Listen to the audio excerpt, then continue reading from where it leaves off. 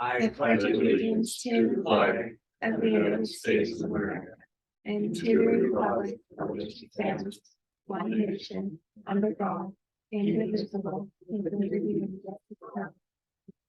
Good morning, everybody. I'm sorry.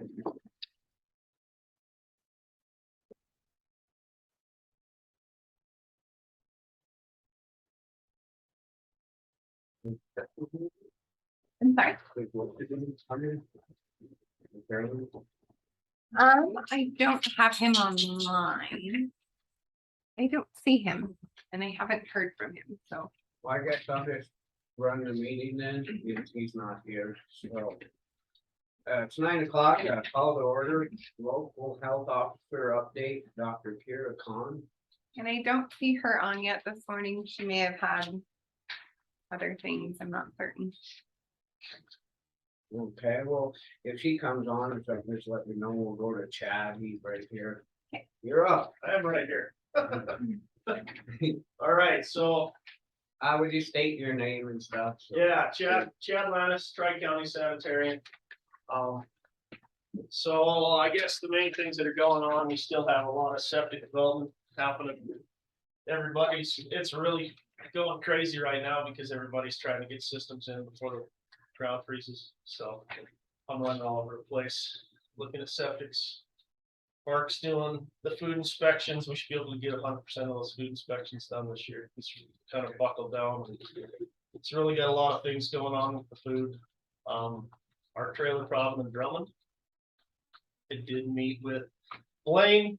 We talked about that and possible resolutions. It still seems like the only clear solution is to either force the property owner to clean it up or to use. We talked and there are some money available in the junk vehicle fund to create clean trailers. But anyway, I mean, as far as our options, that's kind of our options. We've had John Grosswald handle those kind of issues in Anaconda. He worked with the code enforcement officer over there and the junk vehicle fund, utilizing those funds to clean up those and then turn around and putting it on the taxes. I did talk with John. I understand he's going to be doing work on the fire station down there. He did go take a look at it. He gave me a bid, what his charge to clean that up. I passed that on to Blaine. So I think that's Blaine may approach the commission with that. I haven't got it yet. No, John just finally got that back to me last Friday. Oh, So it was, his quote was $6,500, how much? $6,500. And that's taking it Trailer on the back street there. It's where? I'm in Drummond down, it's on the back street and it's a. Behind the Drummond. And that's something that junk vehicle. There are Use funds. There are funds, yep. The program allotted, let each junk vehicle program in the state utilize some of those funds to take care of things that typically wouldn't fall under the junk vehicle program. Junk vehicle program typically is just for things that pay license fees. That's how it's funded. But they've allowed programs to use that money for campers, for trailer houses, for certain things, abatement of certain things like that. So there's money, I'm sure that you have money available in that, and I don't handle the junk vehicle program in Grant County. I think Speed still does. But there is money available in that, and like I said, as a model, Deer Lodge County's utilized that, and it's worked pretty well. But you could do that, do the abatement, and then turn around and put that back on the taxes, as taxes on the property would be one way to handle that. I think you'd have to, and I looked that up and that, and I'm scared that if we start doing that, there's a bunch of other trailers around that will try to clean up the other end of town. You're gonna get yourself into a whole bunch of that, because there's like 5 or 6 other trailers that are junk, but we're gonna end up.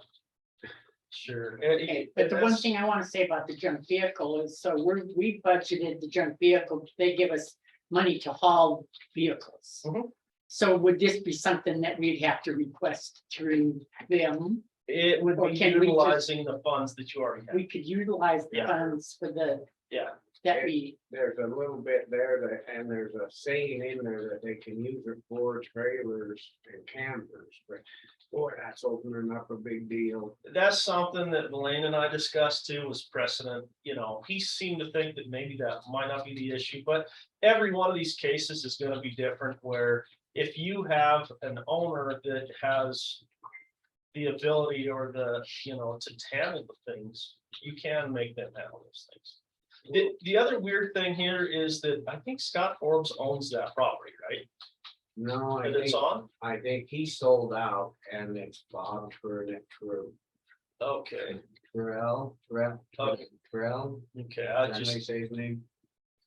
But anyway, yeah, he bought it, Matt, but I guess where it comes down is every person that has them spots or trailer, things are gonna, there's gonna be some more babies. They say, well, you Yep. did. Here's a way to look at it too, but it has to be down if it's a nuisance tore down, they're not gonna do it. We do it, it goes on their taxes. exactly, And that, It has to. so it's not actually setting precedent, they need to understand, it's the same. we are going to tear this down. But it's going on your taxes, you're paying for it. You're still responsible for it. You're That's the still thing. responsible. Ultimately, they are still responsible for it. They either pay it on their Yeah. taxes or they don't. The taxes revert, county gets it. You were initially gonna pay for it no matter what, so Because you're, they got rent on it, they were getting rent when the person lived, there. So I mean, that's the whole deal. Yeah, then that's what another thing that I was thinking about is that they generated revenue from that.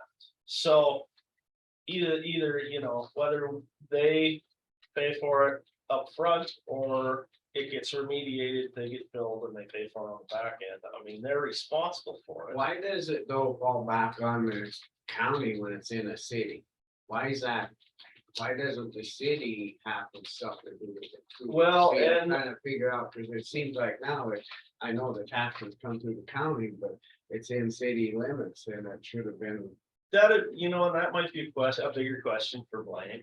The junk vehicle covers the whole county. Some of these programs cover the whole county, they're not specific to each community. also on a junk vehicle, if it's in the city.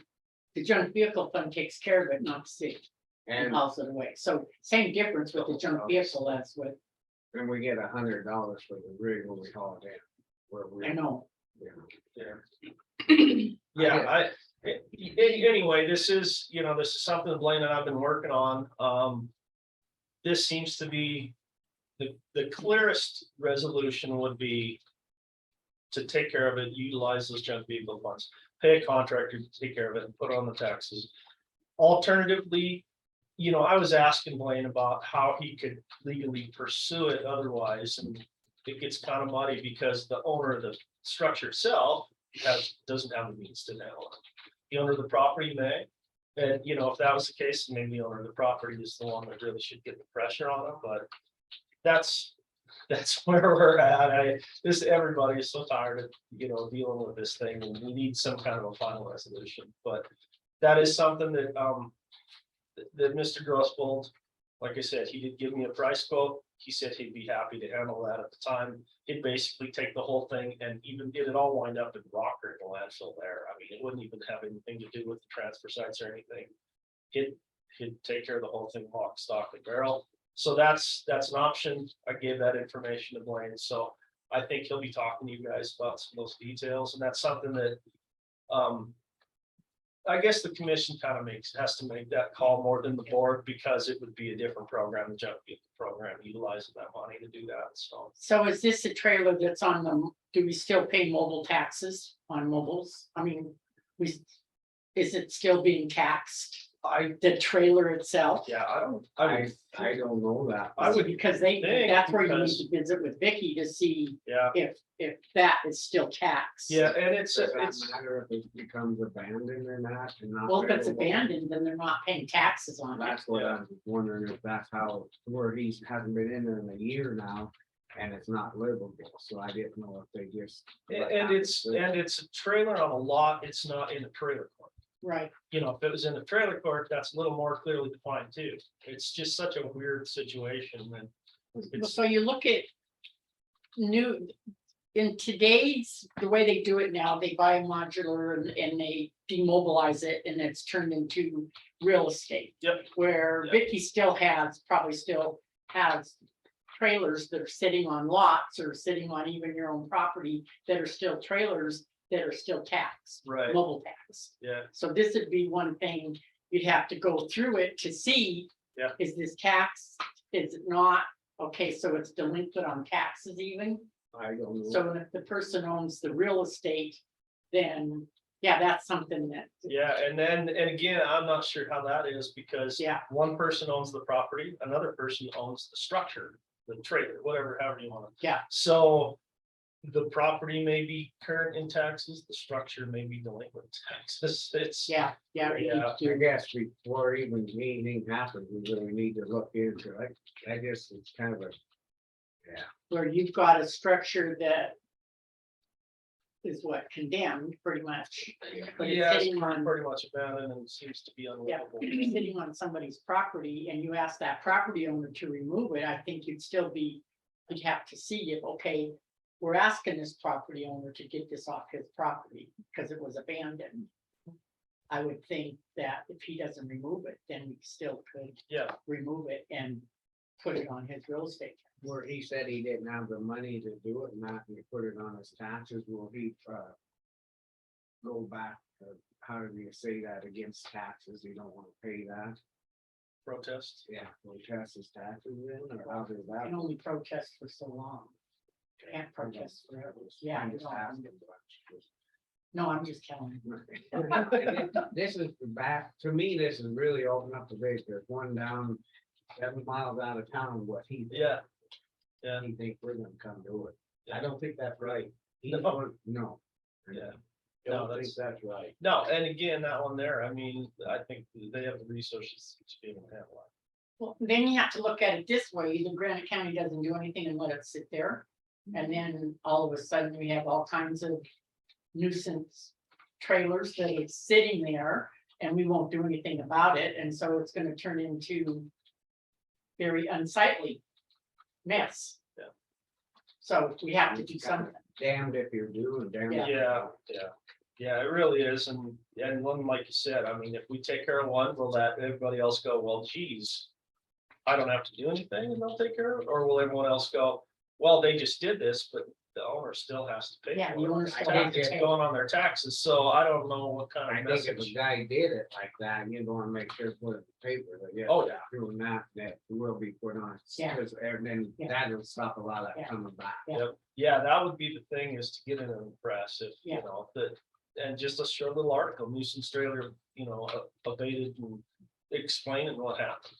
And how That'd it be the happened. way to do it before. So we need to take this kind of under advisement and study it further just to see what our options are. Yeah, we Yeah. don't wanna But- make no one. Yeah, And this may be the pilot program. Yep, yeah. But, you know, again, and I hate talking about, but I just have experience with the other counties, but Deer Lodge County, you know, they've handled.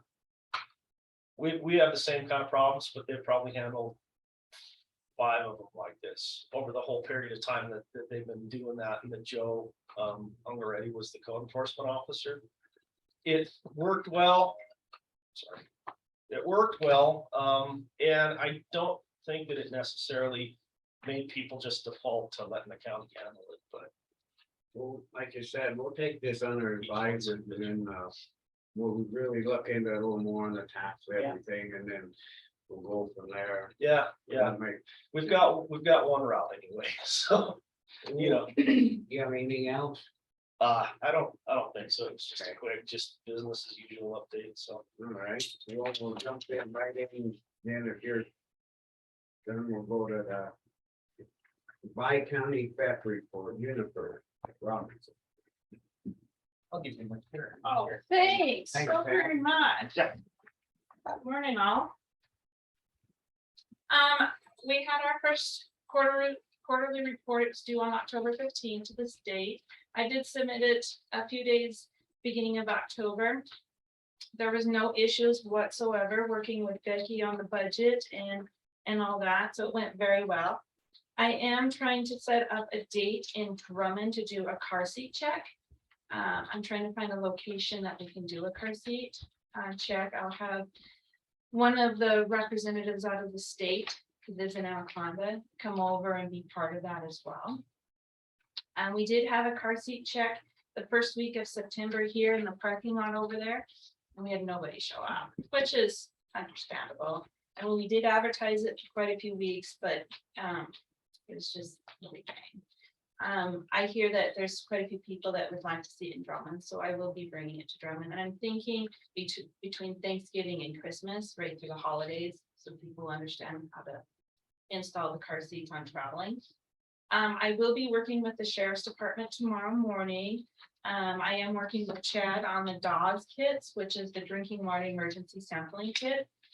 They have not been inventoried for quite a while now, I think 12 years. I was gonna say, we probably got them. And it's no fault of the counties or FEF or chat or nobody. It's the state just really wasn't paying attention on the expiration dates. So I'll be working with Scott tomorrow on the dog kits. And if it does need to be replaced, the state will replace it at no cost. And it will be inventoried every 2 years now, I think Okay, is what they said. So, but I will be working with Chad and Scott on that. Yeah, they said 12 years, so it needs to be inventoried. The drinking water emergency sampling kits, I'm just starting to learn what they are, because it was just brought to my attention a few weeks ago. Chad is part of it as well, so he could explain what it is. I'm just doing the inventory of it, so I'm learning of it. Yeah, so what those are kits, they gave each county a kit that's a cooler with sample bottles and equipment, gloves, suit. And it came about from 9/11. After 9/11, they started this food and water safety and security. And one of the things was they were concerned that somebody may maliciously contaminate water supplies for communities. So each county has one of these sample kits. If something happens, if there's a question, you take the samples, you give it to Highway Patrol, they deliver it right to the lab in Colonna.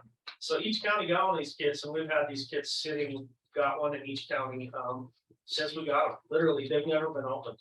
I cut the label on the one to inventory in Deer Lodge about a month ago. Oh, did you? Other than that, and the one in Anaconda I'll do tomorrow morning. Okay. And but other than that, it just sat collecting dust. So this is our water supply.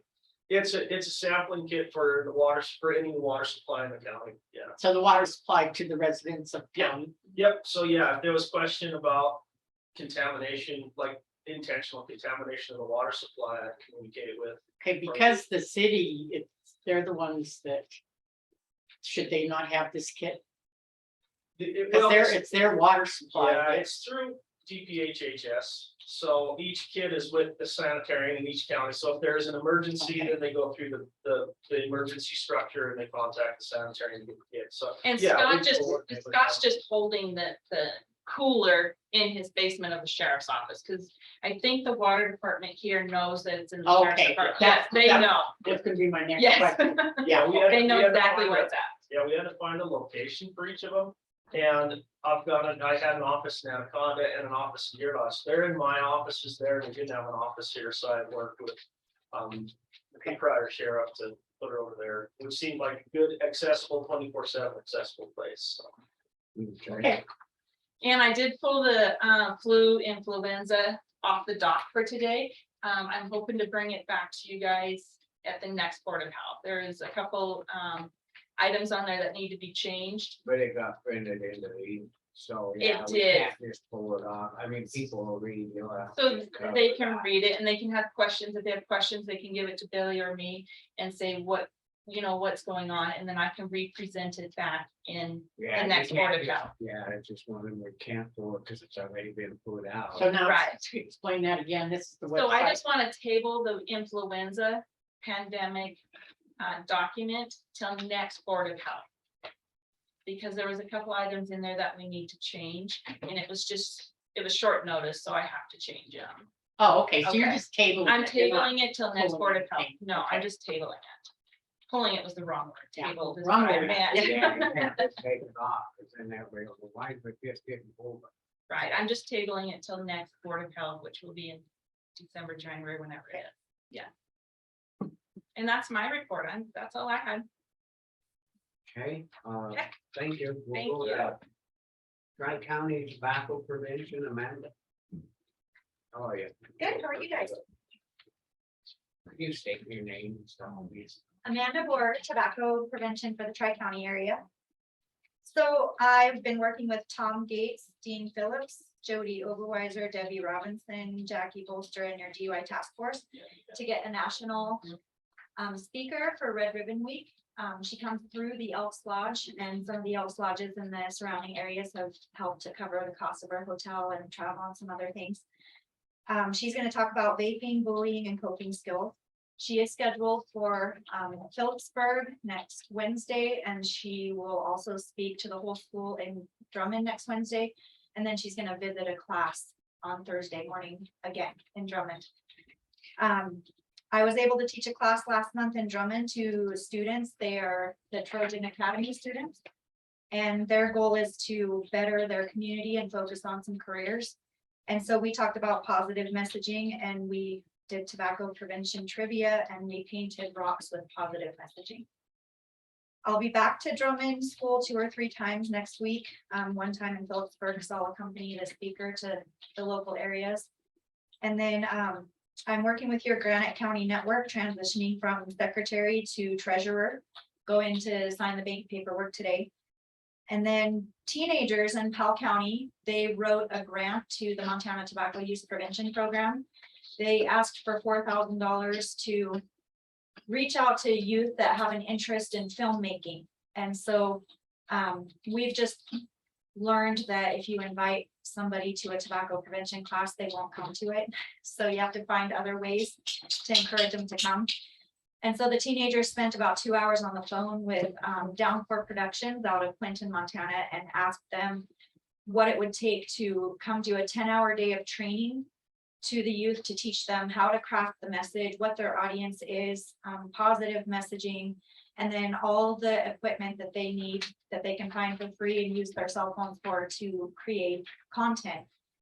So a 10-hour day of training, and then the second day would be production. They have 4 weeks to do their assignment. And the second day, they're gonna bring all their film equipment out and create 4 tobacco prevention commercials where the youth wrote the script, chose teams, did who is the director, lighting, who is acting in it. And so we just heard at 6:30 last night that they were awarded the grant. So they received the $4,000. That's a tri-county effort, but the youth in Powell County are the ones that wrote the grant. So Great American Smokeout is coming up in November. Not sure what that will look like, but keep your eyes open for some social media on that. And then I will be back here Saturday, the 22nd to help the Granite Network with their fall festival and pumpkin patch. And we have an educational craft scheduled in Drummond at the library over the Thanksgiving break. That's my report. Do you have any questions? Thank you. All right. Thank you. Yeah, anybody have any questions for? Okay. All right, so now back to public health nurse report, Deb Robinson and Jackie Bolster. Oh, there you go. How's it going, everybody? Good, how are you? Nice to see you all in person. Could you state your name? And stuff? Yeah, I'm Lauren Bolton and I'm the interim public health director for the Anaheim Dodge County Public Health Department. So a quick public health update. We have been busy submitting reports. There was a lot kind of going on through the end of the quarter. The quarter ended on the 30th. We got all of our maternal child health reporting finished up. Area 5 is doing wonderful. Jackie, how many clients are in area 5? 21 clients in area 5. So the last meeting we had, I think that we were having some conversations of how to utilize other programs because there are so many people utilizing area 5. And that was a really great conversation, just about working with, everybody else and how those area 5 employees can also stay with their clients while working for other programs. So that was really good. Yesterday, I think Jackie, I'm not sure how many flu and COVID shots were given yesterday, but quite a few, so, the office has been busy. Flu shot season in October is always a fun time for public health, so between the two counties, I think we've been giving quite a few vaccines, so doing very well there. Any questions as far as public health operations? So on the area 5. Yeah. 21. What was the same last, I mean, it seems like it's really increased from, or has it? Well, No, What Jackie. State your name. Jackie Bolster. What happens is we lose a few and then we get more. And then, you know, they get better or whatever is the case, and then they drop out and then we pick up more. And so it fluctuates between 20 and 25, depending on, you know, the situation. Is there a certain limit that you can only go to, that, is there a certain amount of people say that the ones that do it, only do like, say, 5 people or something? Well, so we've kind of, we were doing 6 hours a week per aide. Correct. And then we've kind of cut that back a little bit. And like I said, it depends on what the situation is, you know, and we can curtail that to the needs of the people. So we have some that have greater needs than others, you know, so.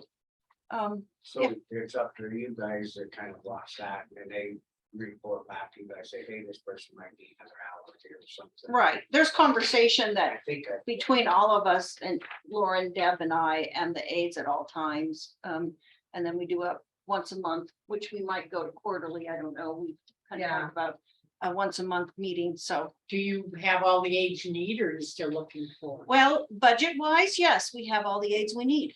So, budgets are better, we can have more. yeah, I mean, you know, we run on a very tight budget for, you know, mileage and telephone and wages and 3 aides, and it burns it up quickly. I mean, we're running about 30,000 a month, 31,000 or 3,100 a month So for didn't wage. we have a time where we only had what, a couple or one, We have one.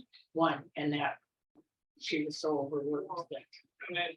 And I think a lot of it was now that people are the word of mouth now, so like you said, you know, we don't have the house growing up. Right. And now they're really up, you know. Well, and that's a greater portion of our people in our communities too, so. It takes so long to get there, Yeah. some of them Yeah. way down here. And we also, I guess maybe one of the focuses we have is on respite care. Because we have some of the people in our community that are the sole provider for their loved ones in that home. And what was kind of exciting, MSU is doing a respite event.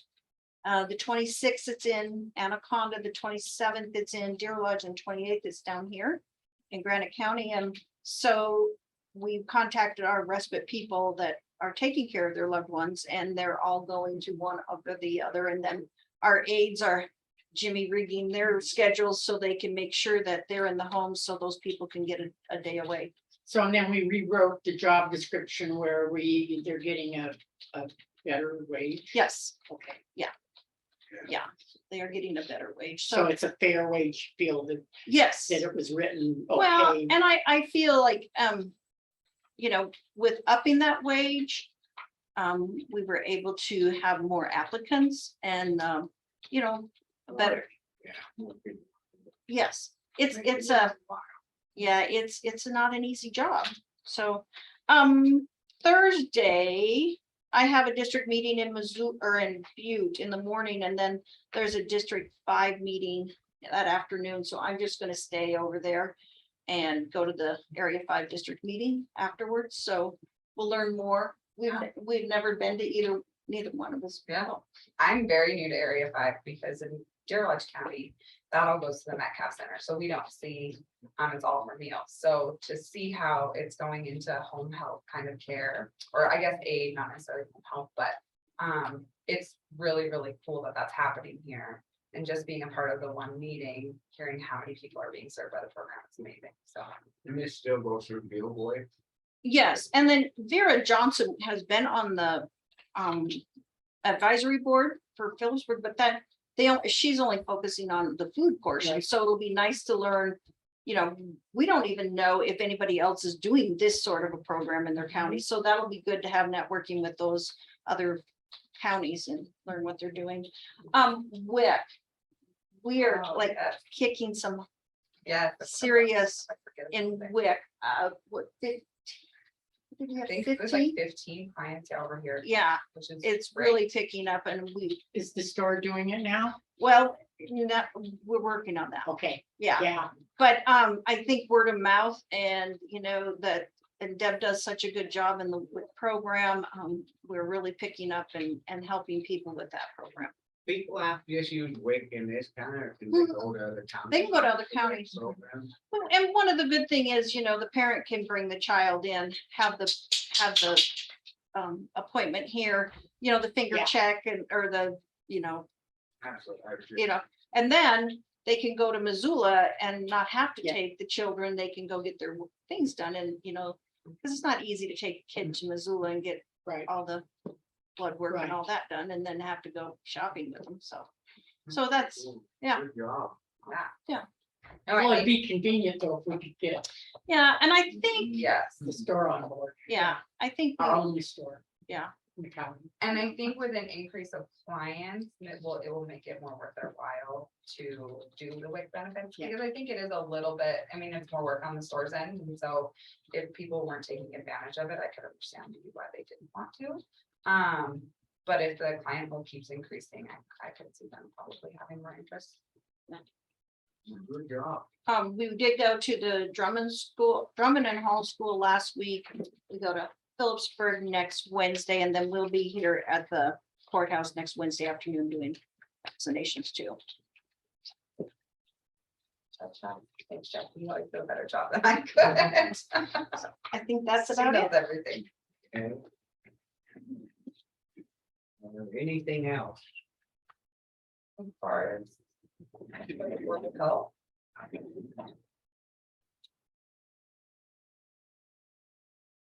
We still got, at 9:30, I guess it's public health services with the ADLC pre-travel expense request.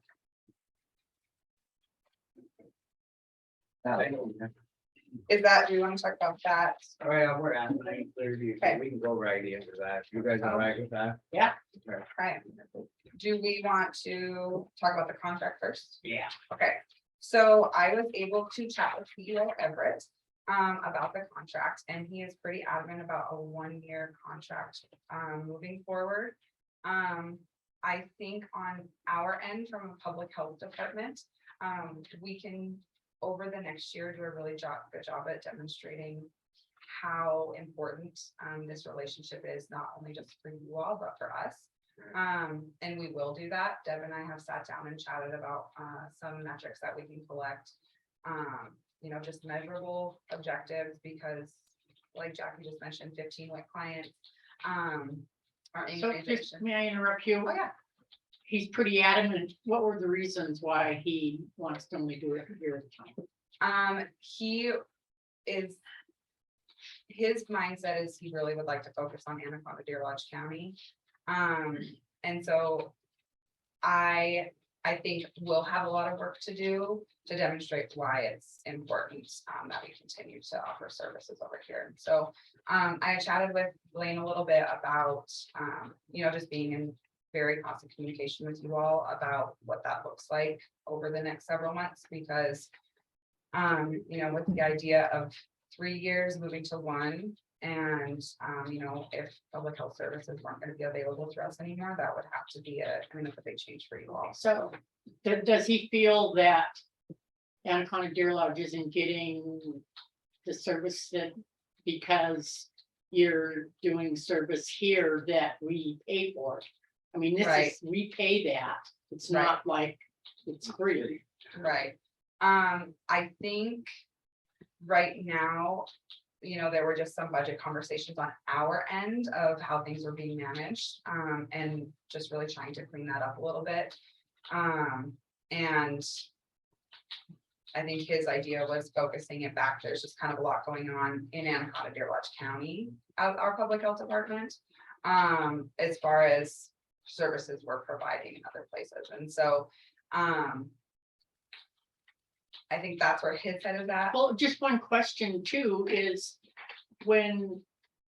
did we approach Anaconda Deer Lodge or did they approach us to contract out for our public health? I think we approached them. And was he was the chief I thought they executive approached us. then? I think they approached us. I was thinking we approached them because we were Well, that's the thing. I trying mean, to figure out how to do it. wasn't he chief executive then? Does he now seem to really think that Anaconda Deer Lodge is not getting the service that, because Right, you're giving service that we pay for, right, that supplements that fund? right. I don't understand why he's so adamant. You're, So you might have to, have him in and talk, so you're not. Going to say, I don't want to speak for him. I'm not trying So- to set you up. Yeah, that's just it. I don't want to speak for him. So if we want to get him on the agenda, I think we can do that. Couple things. I think it was, the way I recall, it was kind of neutral that, it was, we were looking for some at the time and they were, so I think it was kind of neutral.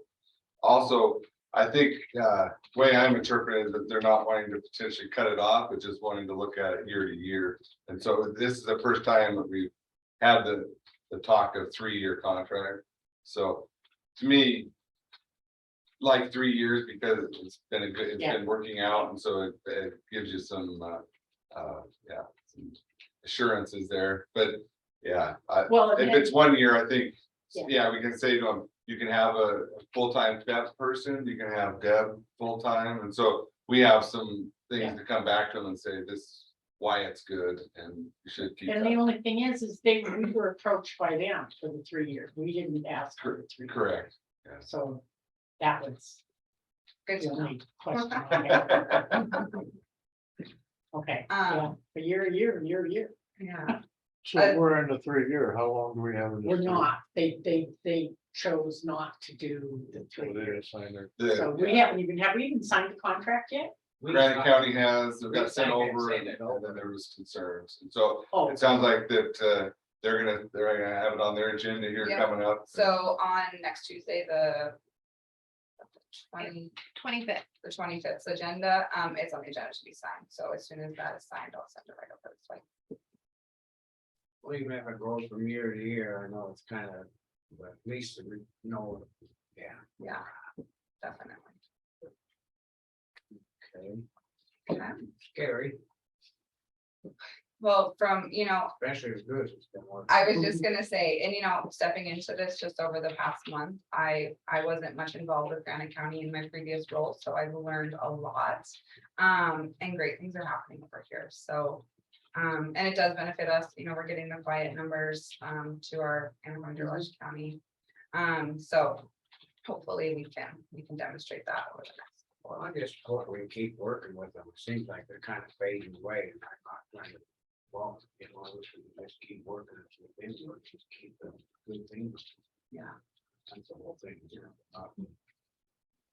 Right, Deb loves providing services over here, she always has good things to say. where you're looking at the revenue side of it and it's benefiting both counties. Because we're giving you money and you still have time to work with Grant County. Where I'm just confused a little bit. I think get him in here and then we sit down and talk to him, so we don't put her. His feet are coming out.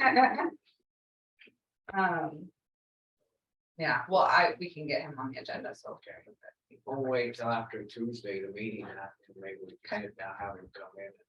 Like a week after or something, we can have him. What I'm thinking is if they wanna go a year, fine, Okay. then we'll address it in the Have year. that conversation coming up. But if you're showing them that, yes, this is lucrative for both counties. I can't see why maybe in the future we Go couldn't, more, longer. I agree with you on that, I think go with that, yeah, yeah. instead of bringing him in here to, Well, that's what I thought, I have to find out what they're gonna do on the 25th, and then we can, sign it and talk to them, and then just tell them. okay, so what's happening with the contract? We sent a 3-year and your chief executive wants to just do a year. So what would they do, amend that contract to a year? I think they have it redone, right, with the Right. 1 year in it, they'll sign that, send it over, I think. Is the plan. Yeah. So when the effective date is what? From the first contract, Would go back Yeah, to the 1st of July. retro from the first that's contract. what we've always, Yeah, always so- done, it, yeah, That way it comes every year thing. yeah. And that's what we've been paying out monthly, Yeah. already, Yeah. Yeah. yeah. Any other questions on that? Any public comment on that? Nope. Okay, well, the next thing is this pre-travel expense. Okay. So this is a travel vet for our 5-county vet coordinator, Jen Robinson, to attend the National Preparedness Summit, that NACCHO puts on. This summit, is a yearly summit. This year, they are hoping to review, the COVID-19 response on a national level. Look at things that went well, look at things that didn't go so well. It's an opportunity for, public health emergency preparedness, partners to kind of come together, look at, across the nation and other communities, network, and just kind of get ideas for planning moving forward. The focus will also be on all hazard preparedness and the potential for continued, not necessarily the scale of COVID-19 response, but just, continued responses within communities that public health is involved in. And so, the biggest, goal of this is to, in public health, we talk a lot about how COVID-19 was not the pandemic we planned for. And I think it was kind of apparent over the last 3 years that there's a lot of things that could be improved. And so preparing for emergency, responding to emergencies, and then most importantly, recovering from emergencies, and that's kind of where we're at. As a community and also as a nation. And so this would give her the opportunity to learn from her peers, and, network and get some ideas for how to implement that. So This is the same thing as last year. Is this the same thing? This is the same as last year for Deb and me, and last year, Leanne was gonna have you guys pay for half and then Deer Lodge pay for half, but it didn't come, she never did bill Granite County for half of it last year. Boo-hoo, too bad, blues don't. This would be something that the department head would decide. It isn't something that you have to bring to the commission. And Okay. it's something that if you feel that you have the budget for it. So, So it's actually, we don't have to say, yes, you can go to that if you feel it's necessary. Right? I think one of the things is this isn't built into the contract, there's funds out there that, that funds that you have that you need to access, but, so it's not necessarily, not sure it's in your Right. budget or. so I guess my question would be, because I am still learning kind of how this relationship works. If that were to pay for it, the FET budget is managed by Granite County, correct? So we would be requesting to access those funds, I think, to pay for. But then you manage that. I mean, Okay, you so, decide. I Right. don't think the commission decides on what's to be paid and what's not to be paid out of that. It'd be the same as any other. I would think like you said, day-to-day things, yeah, and this Yeah. is a day-to-day, you don't want to micromanage. But I think if they're coming in for 10,000 on a new piece of equipment, then come. Absolutely, Yeah, but this is, yeah. this is, Yeah, I agree. this is with you. training, Yeah, right? so, yes, But is this gonna be an every year thing then? You're gonna keep going every year for this? I think that's something we can evaluate moving forward, the cadence of I what. mean, the last time you went wasn't that long ago. I'm just curious. How much more different it's gonna be. I'm Yeah. not trying to, I'm just trying to Yeah. ask questions. Yeah, no, I think that's a really good It seems question. like, it's. They don't do none of this online or nothing anymore, huh? No, back to in person.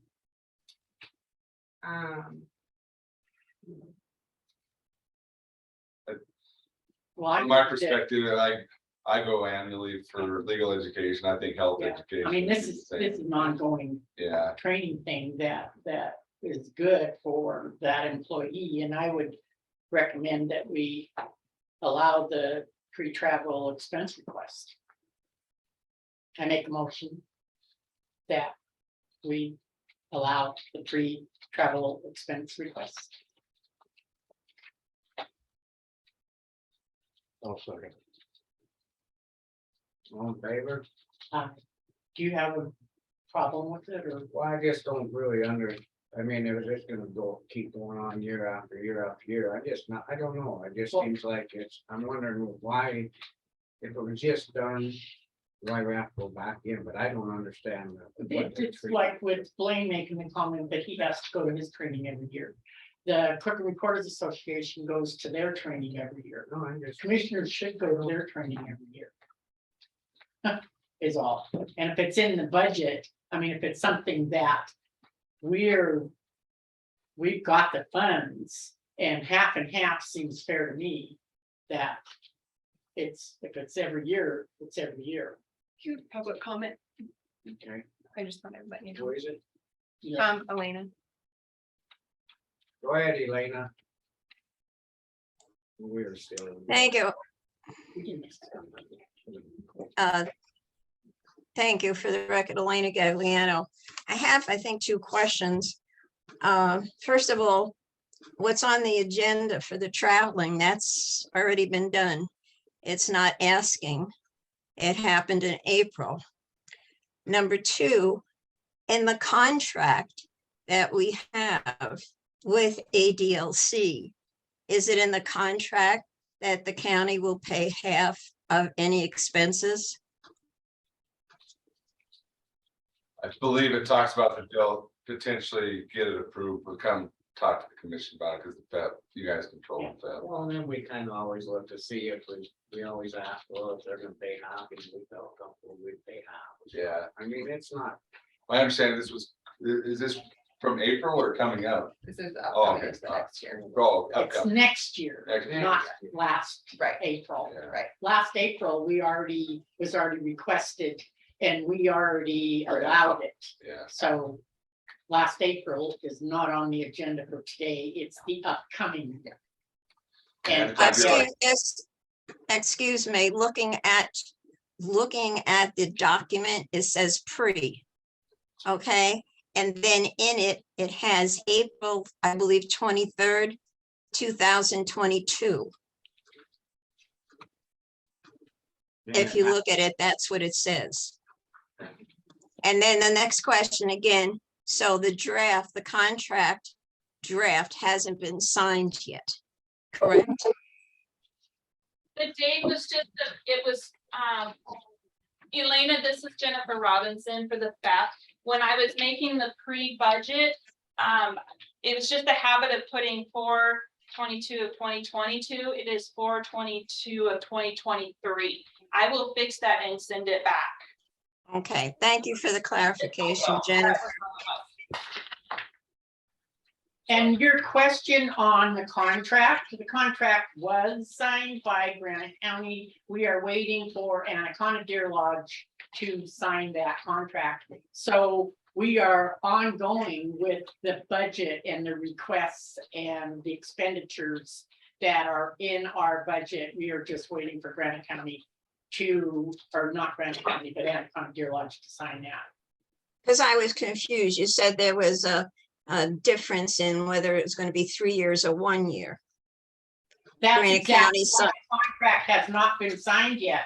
They wanted Okay, so in the contract, there is something that says that Anaconda Deer Lodge and Granite County will go half on the expenses. Jennifer, if you have a copy of the draft, is that online or I can look that up?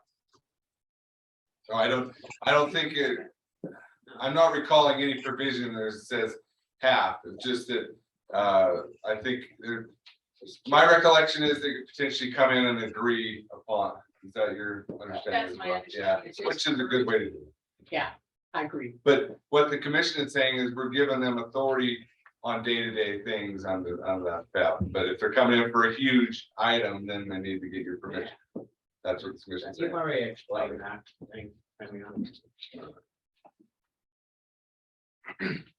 Thanks. So all in favor? Motion carried and passed. Start doing your reports correctly, and making sure you get the correct date on there. Yes, ma'am. I will. It was just a clerical error on my You end. can see the turmoil that causes, and then it comes back and Yes, I will make sure when it's submitted that it was just a clerical error. I do apologize. And one question too, can you explain to Scott, just this ongoing training, that it is something that is necessary and see, I was wondering if it was mandatory. That's what I was gonna. mandatory? That's why I was where I was getting to, and then we jumped, let her. That, we were still, she just got to learn to wait. You and I were talking about this, and that's what the thing was, is this a mandatory class that you have to take every year? Then. I don't think it's mandatory at all, but it's helpful. It is helpful. Yeah. Like last year, Deb and I went, we got so much information. And then this year, we're gonna do, with what they've put out so far, is the hazard mitigations and stuff. So understanding more of there's big hazards and stuff like chemicals and all that throughout the county. Every year it changes. So it's new training over something different through the fact. It's not just COVID every year, it's something different every year. So we're trained on something new. And they have, like last year when we went, Deb and I, for the whole week, I think we ended up going to like 3 or 4 sessions per day. It was full days from 8 in the morning until 5 or 6 at night. It was go, go, go. We got so much, and we brought so much back to you guys and to Dearborn County. So it Well, helped. That'd be the next thing, is when you get back or something, the person can give us an update, what you learned and what you got out of it, so we kind of Yep. have. an idea. Yeah. I was gonna say, I we can grab agendas and information from the sessions. I think that would be really helpful. Cause there might be something that we see and say, well, what about this hazard mitigation here? And I'll look at, say, well, what'd you get out of that? So we kind of know if something might need things Yeah. or something. Definitely. We don't have, I don't, cool. We I can don't know what you also, got out of it. I don't know if it's worth. Yeah, I'll bring it I'm in. Against it. And prior to pre-registration, Yeah. I'll be able to pick the classes that I think will benefit Granite County, and I can actually bring that to you guys, and then you'd be like, well, why don't we see about you going to this class? And, you know, if you want me to go to that class, I'll go to it. That's not a problem. So I can bring the pre-agenda once it's posted to you guys. Like, To say the other benefit I see of it, the big benefit is she's a member of the LAPC, going to that and sharing the knowledge there. Right, I mean, that's.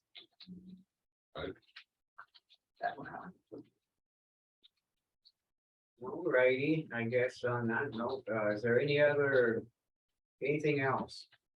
Lauren? nothing from my end, anything for you all for public health. Thank you. Hopefully we can get this and get it signed and keep moving on, because it's a big deal. Yes. We'll get this taken care of and Chad will talk about that other stuff later. Yep. I'll talk to Blaine. Yep. We will talk to Blaine about that. Contact. So Jackie, anything? thank you all. Alrighty, well, Thank we're you. gonna move on here to the. Go in the board minutes. I'll move to accept the Okay.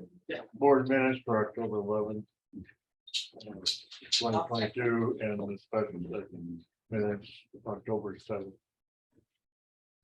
So I don't know about the October 7th. Just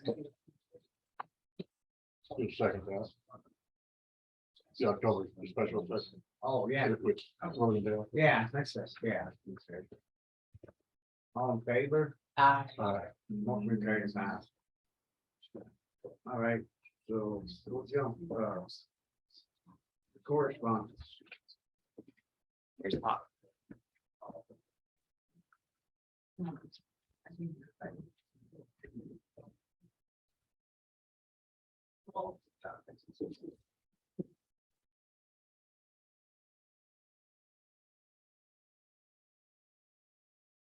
First one's on the construction, it's still giving us updates on stuff on Highway 1. This is Montana Department of Transportation synthesis. back open, right? Mhm. It's getting to work. Is it open and still working on it or? They're, They're yeah, they're still still stopping people, but they're done with the closure. The next one's on join Big Sky Passenger Rail, it's already at nine. I don't ever remember. Can we do that? All right? Is that, we, Elena must have sent this, Yeah. It's just a I flag. just didn't know. Oh, it's a If we're, invitation, go to fight night, October So that- 20th. I mean, we've never gotten this before, so I. Maybe this is the first one.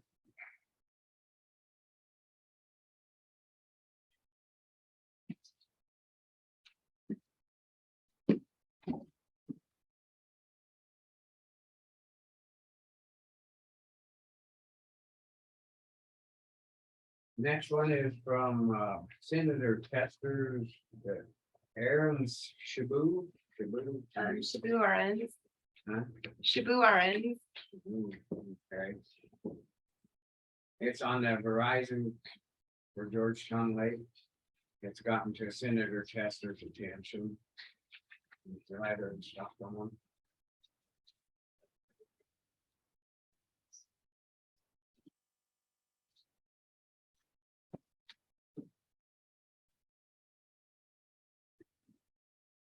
Before you leave Jackie on this one, I'll make this one. The next one's on that asbestos waste ship. Oh. Well, you can go. I just didn't know if you had any comment on it, that. Well, This is a- is my life, I'm falling apart. I lost all my baggage.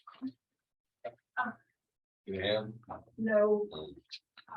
There was a non-hazardous special waste of asbestos manifest and come from the hospital. Grant County Medical Center sent in like 6 yards of asbestos to, we have to take care of it. I don't think that's really. That was from the medical center. Why wouldn't they get their own? Yeah. We don't wanna be getting that stuff into our sites and then they have. You know, we'll get charged more and That stuff. Bill should go to the medical center. If the medical center's doing something up there, they need to get their own little tank, whatever. Sure. Oh, I didn't If realize it's that. spilled or something up there, then we have that clean. So who did the medical center brought the stuff out there and then the public billed the county? I don't know, but they just send all this paperwork back. showing- This actually, it looks to me, it should have gone to the hospital Yeah. instead of Granite County. Yeah, And they inadvertently sent it to Granite County. And this should go to the hospital. 'cause they even have the, We have the contract with them and they just probably didn't think, you know, but they need to get their own dumps. yeah, that needs to be sent to the medical center. Like, Yep. I'll bring those chairs. they even have the address for the medical center, didn't they? Yeah. It's another copy. It's a shipping manifest. And Yeah, they have the 310 South Sampson. So it should go, yeah. it should go. This next. Yeah, I just, Go ahead, Jackie. Well, what are they charging Granite County? Well, I think you end up getting charged for, when you take asbestos in there, they have special dumping site, and I think we will get charged. That's why we'll hurry up, send it back to, or just send it back to, they can take care. Well, they need to pay for that. They need to be invoiced now. Worst thing, it puts us in a big liability now, because if it's spilled or something, then we have to have about cleaning. Asbestos Well- right now is a big deal. And did they know that it was asbestos when they, I don't know. I'm sure mean, they did. was there any indication that they knew? Any contractor. I mean, you start tearing 100-some-year-old buildings. Well, I don't know what the hell they're doing. it was there was, when Chad Green was in here last week, he said it was the flooring had it in it. Remember that? So I guess we need to send him, make sure that that stuff. Yeah, Go ahead. so I guess with this, we would make sure that the medical center received it. And knowing that when we do receive the bill for it, they are the will be ones that liable. need to pay for it. They need to have that transferred under their name, not ours. When they doing their Well, it was under their name, it was in their name, yeah. It comes right back on us, cause we are the ones with the contract with it, so.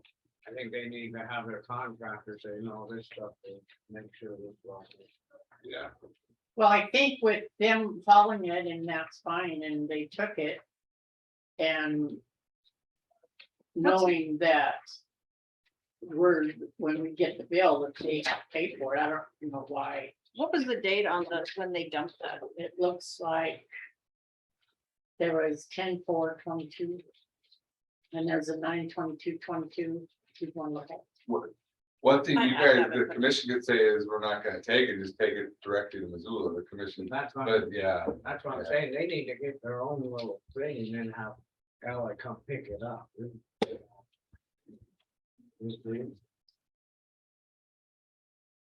All right, well, here's a couple more of this stuff for.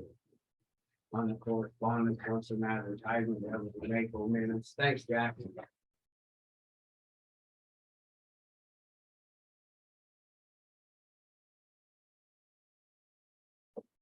All right, it's, we're a little behind, go ahead right into public comment. Any public comment?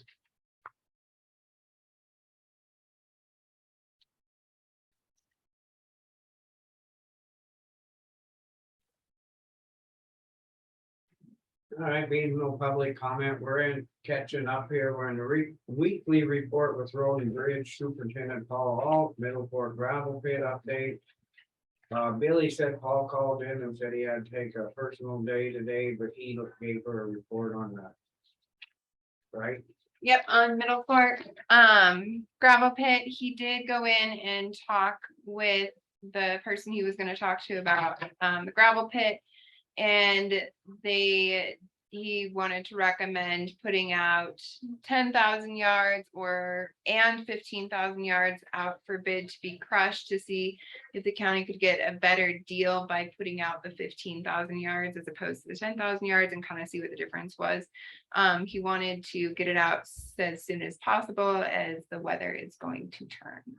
I think a guy could make a motion on this and get it out right away, because we've all been agreeing on this. I understand what he's doing. Guy comes in and he's 15, like, he said, it's 1,000 to. I'd entertain a motion on this, and the guy did not give us a bid, he's just gonna do that, so I don't blame him. So we want to do 15 versus 10. Both. Both. Mhm. Do one for 10, one for 15. So I'll move it, we put out the bid for both 10 and 15,000. I second. Any public comment? All in favor? Aye. Aye, motion carried and passed. We'll get it in right away, Billy, so we still got a little weather hanging, we might know this. Anyway, in 2 weeks, we'll open the bid on it, right? So that would put you on election day, which you wouldn't have a meeting, so it would put you out 3 weeks, so November 15th. Just about Yeah. all we can do. Okay. Open bid the 15th of November. Thank you. All right, We meet on election day though. It's a holiday, Yeah. The holiday. general election. Sounds. You didn't know that? How long have you been here? Solid waste, I don't know, I don't know what Paul found out about that thing, or what they want to do, I was hoping to be here, because it's here another week. Hopefully have a comment, not, Yeah, I didn't get anything. seems like, well, the wind, well, I know the wind, but still, some of that shit weighs 500 pounds wind. Alrighty, we kind of caught up, can we get an update from Dave? Are you guys good with that? As long as he's here. The dome's done. Good, I'm like. That maybe you took up Dan's? They quit, but got a couple change orders. We'll talk about that now, or I think she's got me 11:20. Yeah, if you're at 11:20 after claims. Get it out of the way now, or do you want to do it? We better stay Okay. to the agenda. Okay, Because, yeah, I just wanted to make sure on the dome that we're done with that. I just went up Yeah. this morning, it looks awesome, damn good job. I know. I appreciate that. Yeah, Then, and the parking lot, I've got everything ready to go. We've got to move the county cars. Yeah, they got a locate coming tomorrow to locate, gonna locate for drill holes. The jail got calls out for a door, a steel door to get in and out of the cell block area. Other than that, everything's there, ready to start putting it together. cool. But I want to put a door in going out if we can, if it's feasible. And then put a wooden wall up inside, so I'm separate, have separate access, to everything. And seal it off so that the jail can still operate completely and I can still work completely and keep it separate. And then I'll still check in dispatch before I go in and out. They'll know everything that's going on. And I think there'll still be a camera back there watching me too, so. But I'll seal it up so they're, safer for everybody that way. So the door would be a change order, would the wall be a change order? No, I'll just do the wall. That's not an issue. Janine found a couple more things for me to do on the steps going down into the boiler room. There's a railing that they needed another bar added to. So I'll just run some welding leads in through the door and burn another piece of steel into that. If everybody's good with that, it'd be $100 maybe. Then the railing down here below, it's been backed into several times and broke off the cement, so I'll reattach that. Weld another piece onto it probably, so I can bolt it on both sides, make it a little bit stronger, so it won't snap off easy. Probably another $100, not a big deal. Appreciate that, yeah, I was gonna talk to you about some of that up there. I guess we're talking about the domes, so if that change order, would that be the cleaning and getting the lights worked, is that a change? No, the cleaning is part of it. It'd be changing out the lights. We put LED lights in. I've got a guy in Butte to give me a really good deal on LED lights. I've got some in my shop that have been there for 6 years. Brightest lights you ever seen. Fantastic lights. I think guys go ahead and give them lights, I think it'd be cool that lights up at night. There's an electric sensor, a photo sensor, so it turns on at night like the old Mercury Vapor porch lights. And the whole deal, it's in the change order. I don't remember, $700-800, something like that So to do it all. bright lights or soft lights? They're bright. You want bright lights up there or soft lights? That's just what he had. I don't know. That's up to you And guys. that's the thing, do you need bling or do you just need soft? I don't know that it's gonna make a difference. It's up there 100 and some feet. You can't see it less than 500 feet, so I don't know it's gonna I make mean, a like difference. the bright lights are gonna beam out and then. No, everything- it just shines down on the dome. So it shines down on the glass and part of I'm done with everything but the cleanup, and I ordered it's a spot remover for carpet, actually.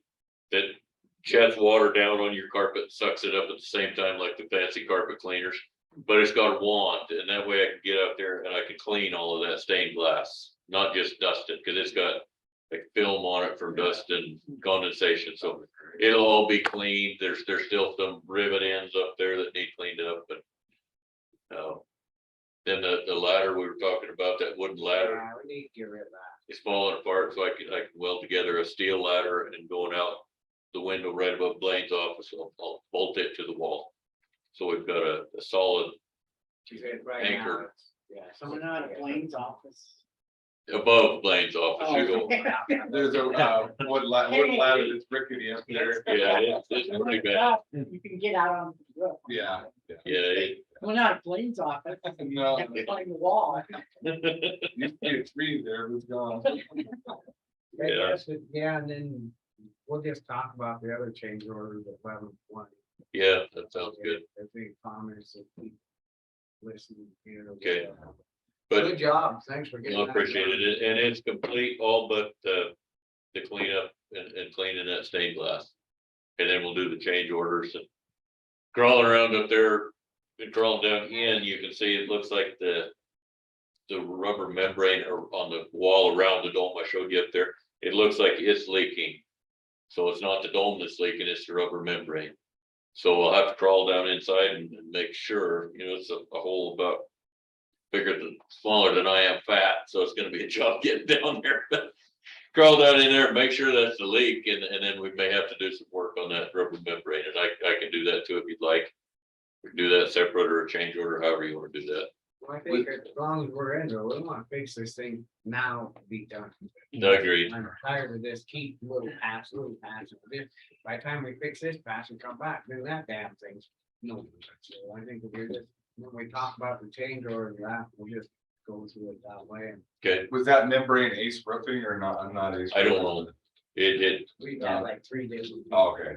it's the one around the little tower the dome sits on, so I don't know. It doesn't have an Ace Roofing sticker on it, I don't think, so. Oh, yeah, we've I got don't- 3 different people monkey with the roof, which is. It's easy to fix. I've done a lot of that stuff. It's easy to fix, so. All righty, well, we'll see you at 11:20. All right, I'll be back. Thanks. All right, thanks. Thank you. I guess we got. Get rid of some coffee and then once we finish, can we go off for a second? His. There's no, his opinion, if there's only 3 CFS coming to lake, you guys have to let up 3 CFS. That he's misinterpreting. I know that the FERC order is a little confusing there, but that would destroy the downstream fisheries. You gotta keep it at least 10 unless there's a agreement with Fish Bottom Park. We did last year, they were agreeable to it going down. So Right, right. You can't just say, oh, you gotta let 3 CFS out. That's I not. was gonna recommend we go to 10. I was thinking 15, then I talked to John Green yesterday. Oh, yeah. Sorry. And he talked me into trying to go lawyer. And in fact, lower than 10. And like you said, I didn't want to go below 10. That was gonna be my You recommendation. have to have Fish Bottom Park agree to it. Yeah, and so we'd probably go to, I was thinking go to 10 now, see what it does for a week or two. And then we might have to go lower if it's right that we're only getting 3. Yeah. You see that? Seem right. I read that, and it just don't seem like that's. what- It doesn't seem right. I have a hard time believing that when I get 3, that's what bothers me, and then if we don't, then we all of a sudden it starts coming. Both weather change this week, right? Oh, Yeah, yeah, it's you supposed to be a know. lot of moisture. How long that was. Yeah. So even though that, yeah, he didn't predict it would fill, but that's based on, what is that based on, like a low percentage? Anyway, so I don't know what you guys think. That's what I'm saying. I just wanna make sure you do that, yeah, they're wrong on saying you have to let up 3 CFS, because that, yeah, that's not Yeah. correct. Who's saying that you have to? At Simonich, yeah, Fish Wildlife Parks wouldn't agree to that either, they don't agree with that interpretation. Well, if you got wind below 6. I don't know if you can run the turbines, could you? I mean, if you went No, out they there, can't, because it capsizes that air bubbles, that's when you start getting that big bubbles coming through there, and they'll screw up the. But I wouldn't say anything about the, No, no. like, I wouldn't say anything about hydroelectric, I'd just say the FERC order. Yeah. We're on for the claims. Okay. I will work with him on doing that one. And then if that doesn't work, I'll call you back.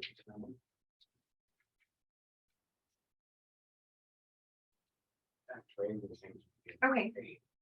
Perfect.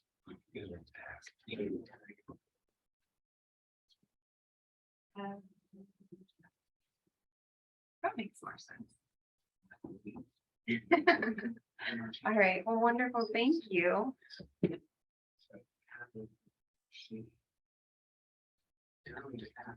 Fantastic, thank you so much. You too. Bye.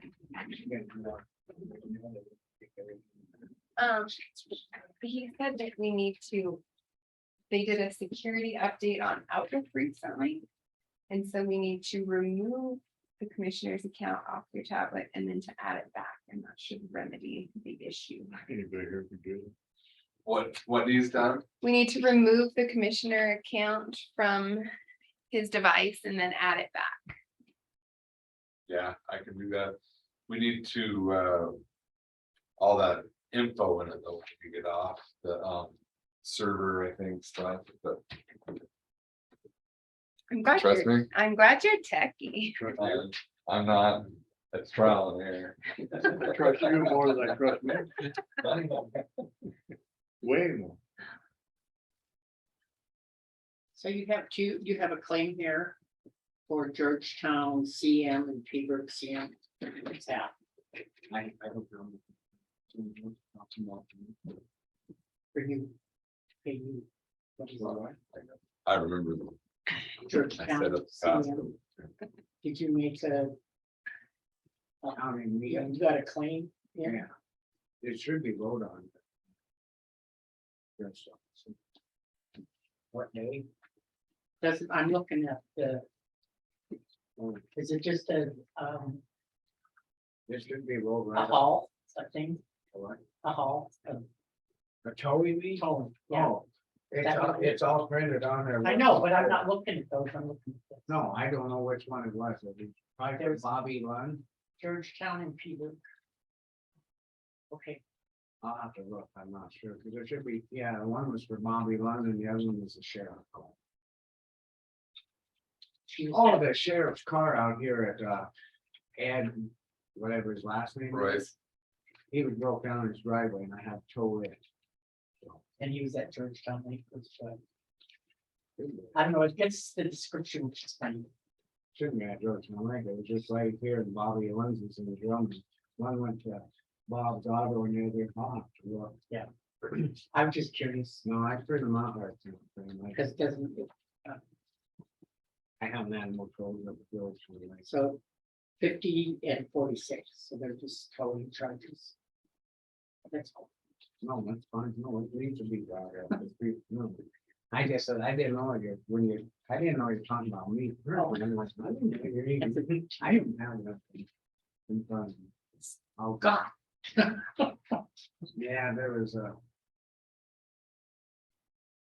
Yeah, it broke. So why is it coming out of the commissioner's budget? Is that the meetings that we went to that they, Is that what that is? that could be. I'll have to look. Georgetown, okay.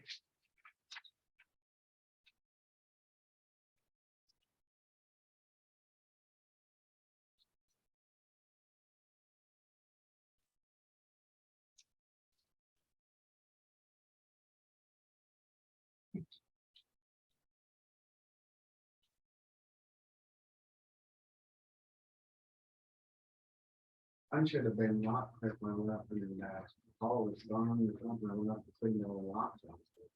That was a lot. That was rough.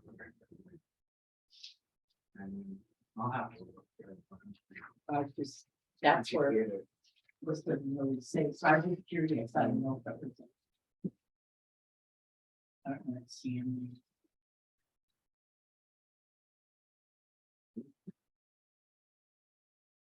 Yeah.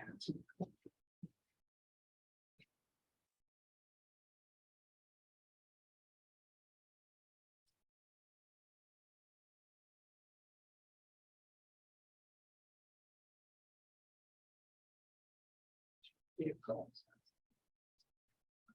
And then breakdown was. The one for commission that was taken out, commission. Is that my? This is, all races sheriff. Might be mileage on that other stuff. We have 2 claims in there? Once you be out of it. Why can't you just do one claim? One's a business and one's. a Oh, you commission. can't do, oh, I see, okay, We went through that before. you know, okay, yeah, Otherwise, it looks like you're adding in that. okay, so the commission one would be mileage.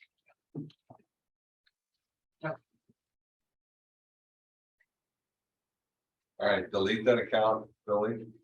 And then re-add it. All right. All right, let's go.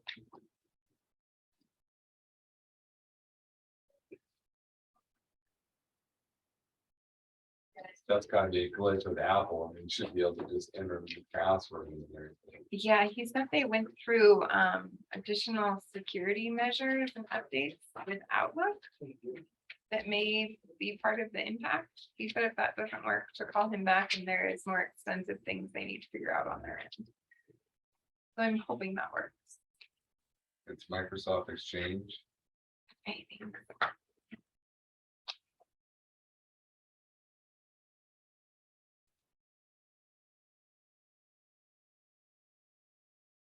So who's gonna be on this walkthrough or whatever, our yearly inspection for the dam? The site visit, so, oh yeah, our owner's site inspection.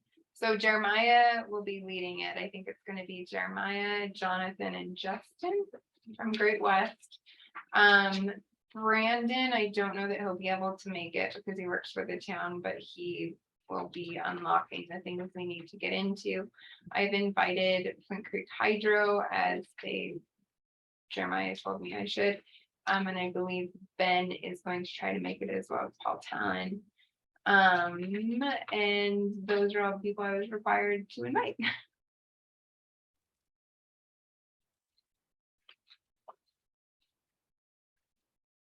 Oh, and Jackie. With the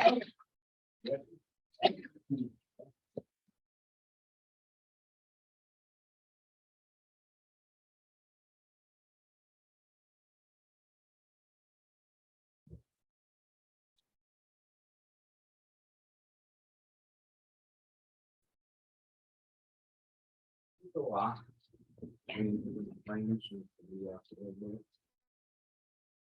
When I get.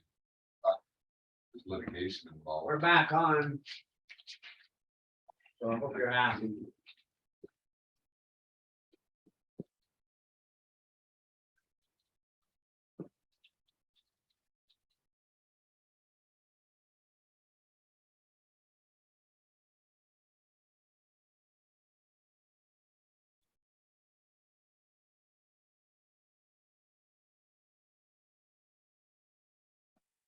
I entertain a motion on the claims. I will make a motion that we accept claims for the month of September. I'll second. Any public comment?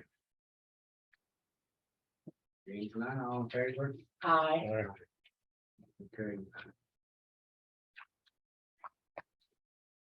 oh my gosh, I just realized I forgot to pull the wage level. Right now.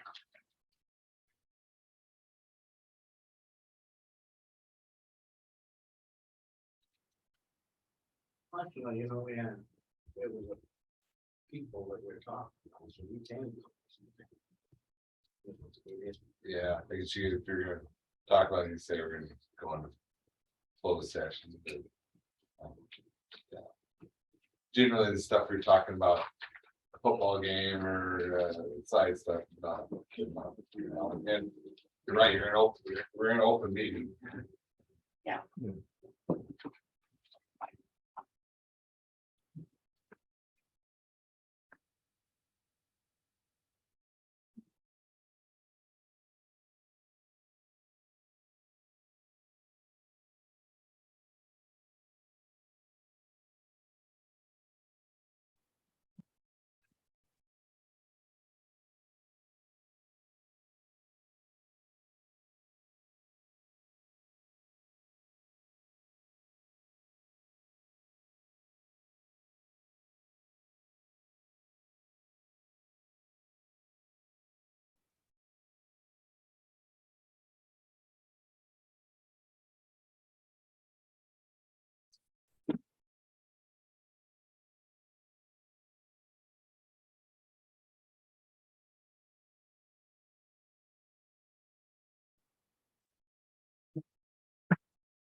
Put behind you.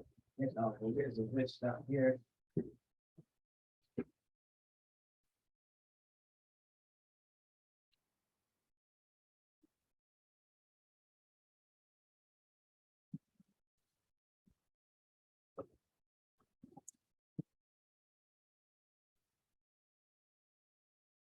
next Wednesday. Noon to 2.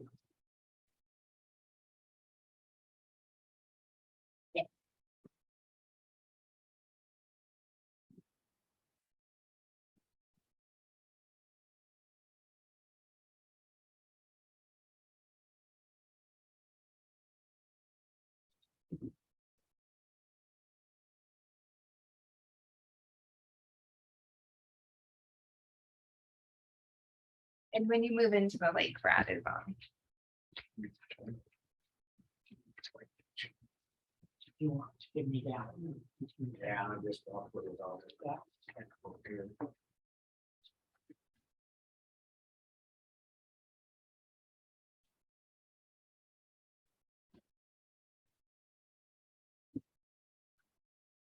So did you sign off on the public health department into form? Okay, it signs off on it. It was tabled. Oh, it's table, Yeah, because she did. right. Correct, correct. Table. That's what she was saying on that. Oops, She said, oopsie. done. Right.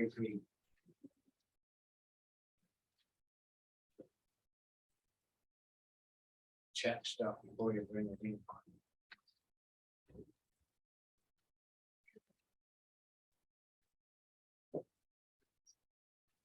It's like a long day.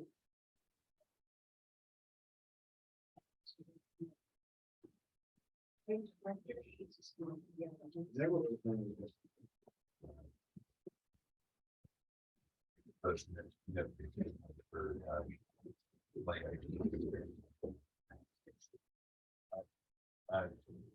Yeah, it should be okay.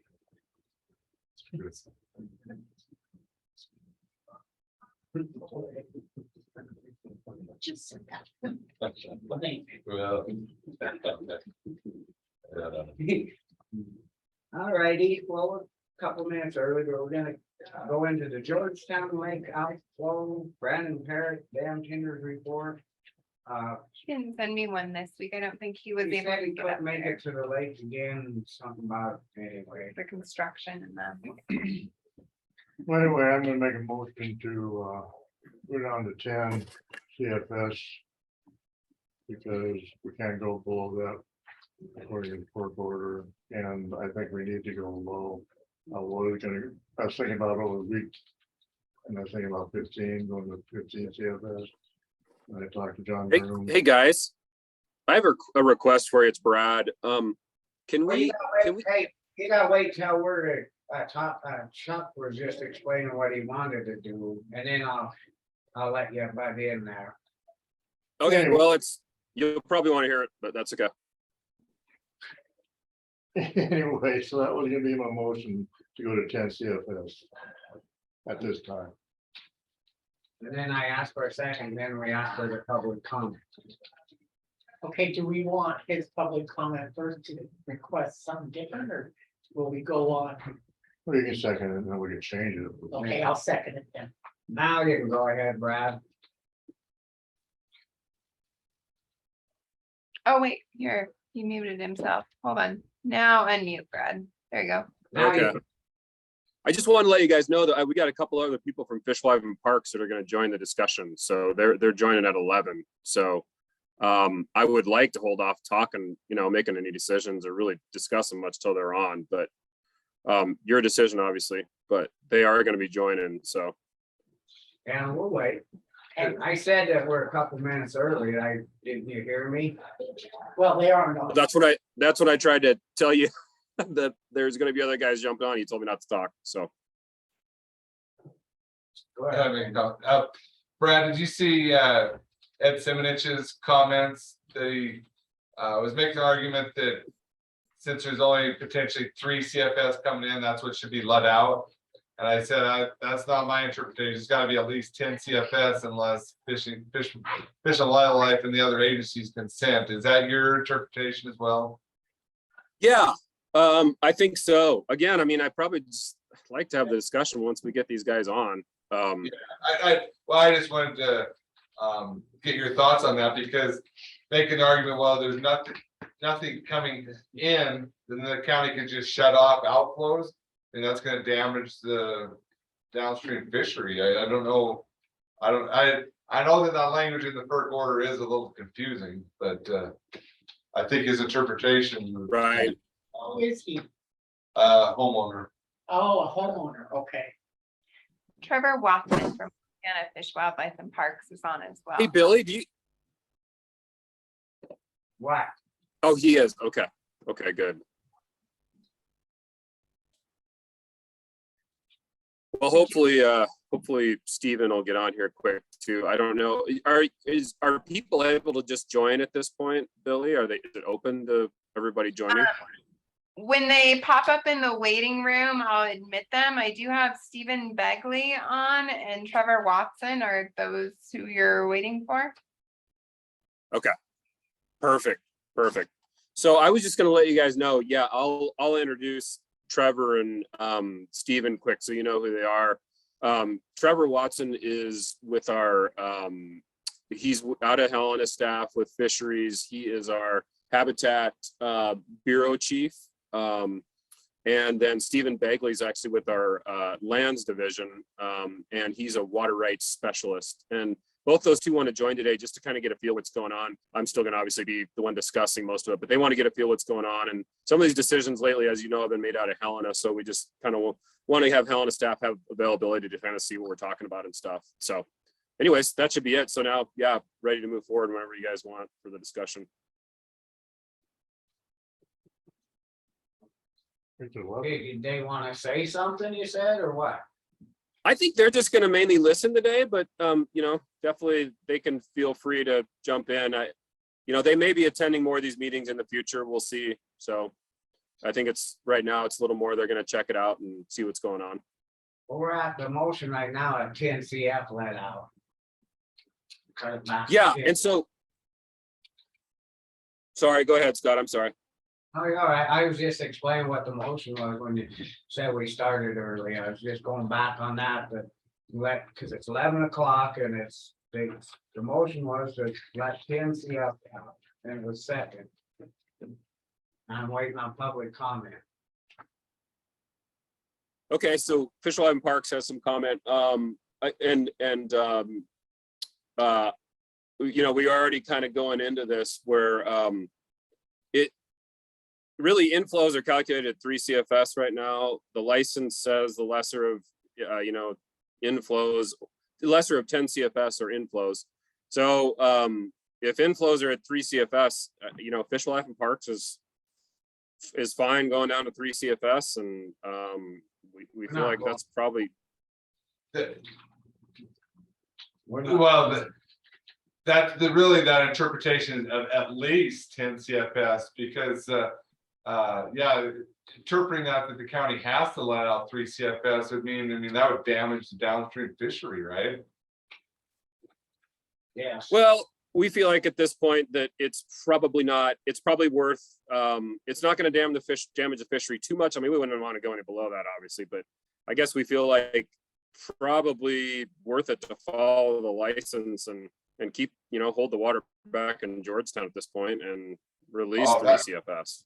That's not my interpretation. I disagree with you on that interpretation. It's meaning at least 10 CFS comes out. That is the interpretation. I disagree with you on that. Well, I'm looking at it right now. It says release the lesser of 10 CFS or inflows into Georgetown Lake at all of the times. Yeah, so the interpretation is at least, because the county can't just stop and outflows. No. That would, given I know what you're saying, but given that literal interpretation would cause havoc. Chuck? Yeah, I mean, I don't disagree. I don't know if we can run the turbines of 3 CFS. That air. Yeah, you get air pockets in the pipeline. We still got to run the turbines to make some money just to keep this thing going. Yeah, my interpretation is not off of hydroelectric at all. It's just totally off of reasonably interpreting that language. I agree. Go ahead, Brian. Yeah, I guess I'd have to agree to disagree. I mean, it says release the lesser of 10 CFS or inflows. I mean, I agree with you. We don't want to go to 0 CFS if there's 0 inflow, but yeah, but I guess at this point I would be fine.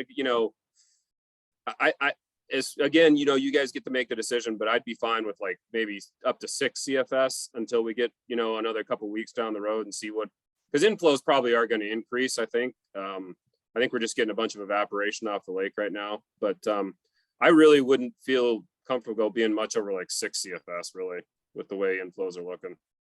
I think I'd just soon stay at 10. That's my opinion.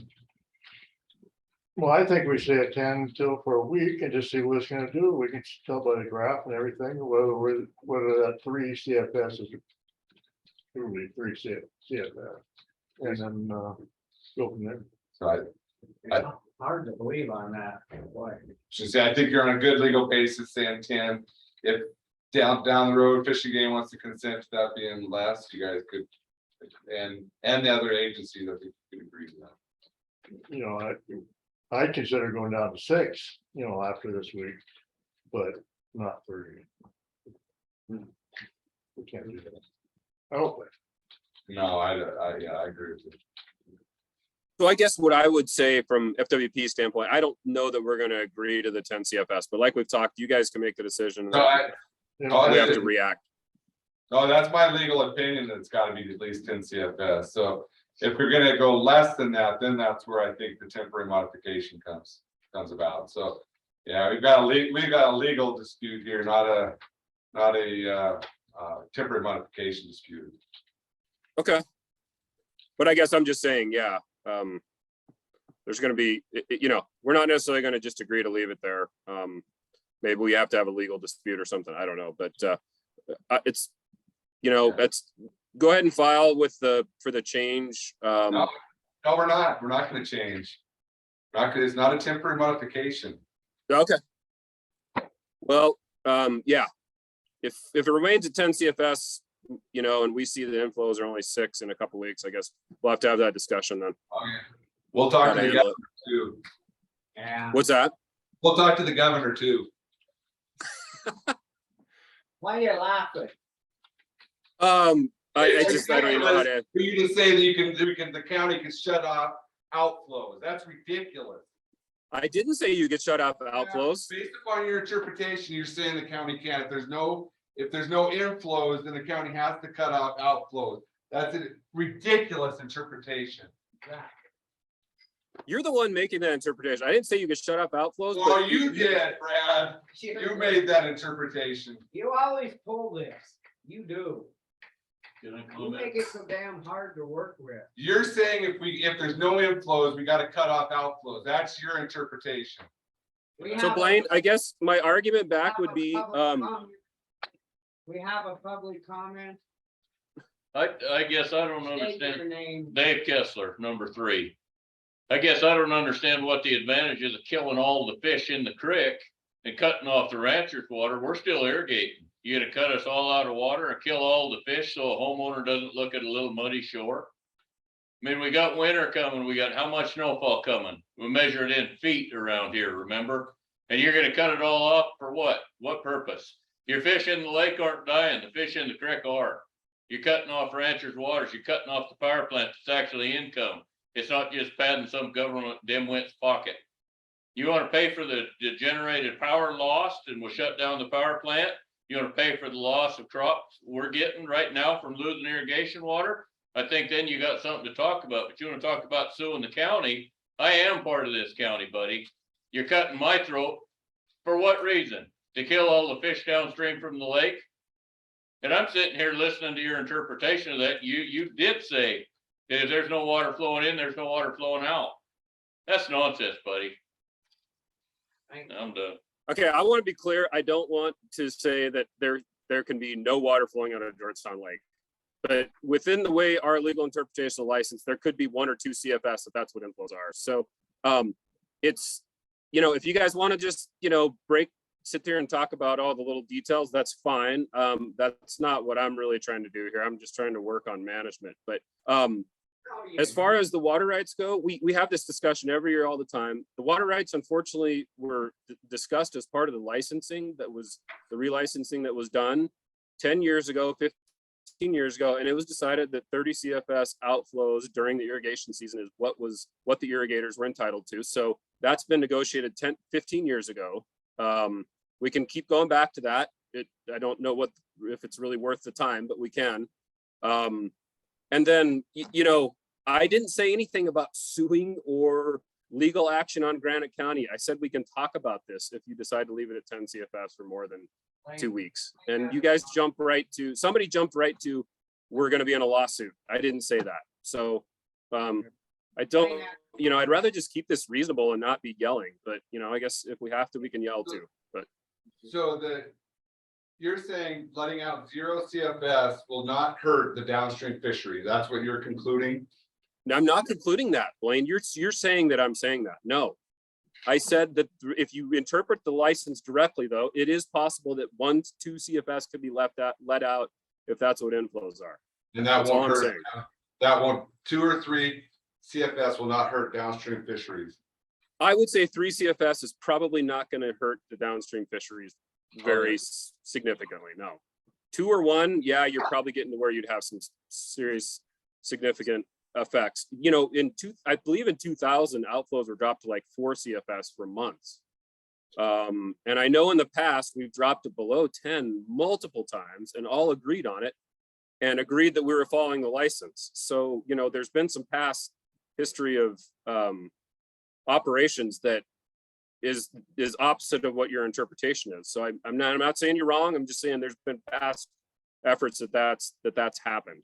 So No, if everyone agrees on it, then it's a temporary modification. It's, you know, okay, I didn't say if everyone, in fact, I said if everyone agreed upon it, it'd be fine. So you just misinterpreted me, but it just told the opposite of what I said.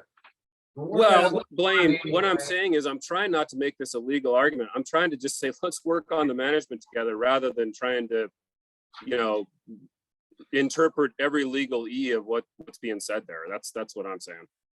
Well, I gave my legal opinion, the county's fine doing 10 CFS. You guys disagree, so the legal dispute is with you guys, not with county. Do we have any other public comment? No. Being none, going back on the motion, all in favor? Aye. Aye, motion been carried and passed. What is it now?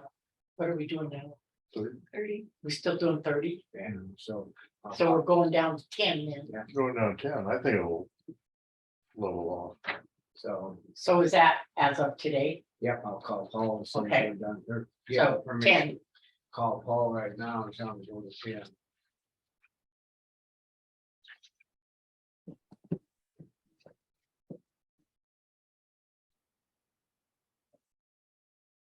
You have that one.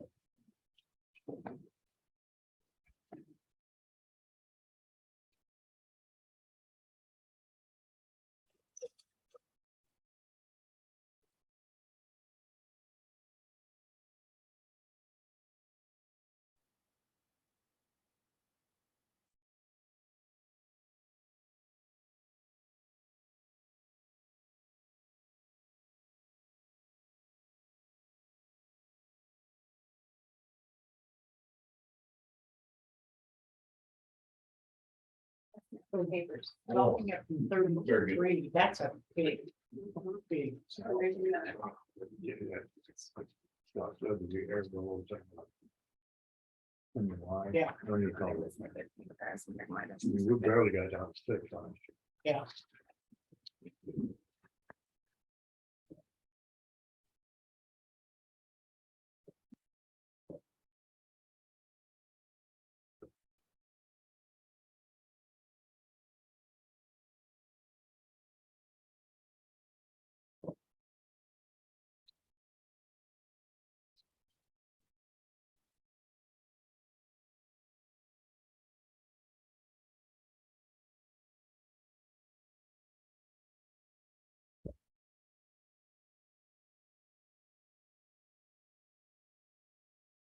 Hey, Paul, this is Scott, Handle of Grant County Commission. Can you turn it down to 10?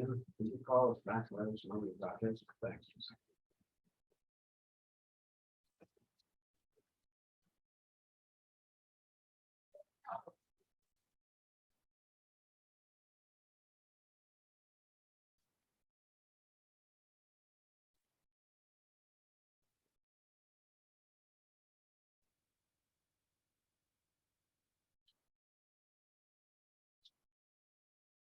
But they only for a long time, and then when I asked them, I called about the guy over town about getting a little dust abatement again. I've heard him say 6 CFS is a minimum on that. I've heard him say. We're changing the story. Does. No, no, because we're- Well, like I said, let's look at it and see what it does this week and we might have to go down to 6. I mean, I guess. we did that last year, so I mean, it'll work. I mean, we checked to see if it would run the turbines and Yeah. It said it would, no. But he was saying you have to go down to 6 or 3.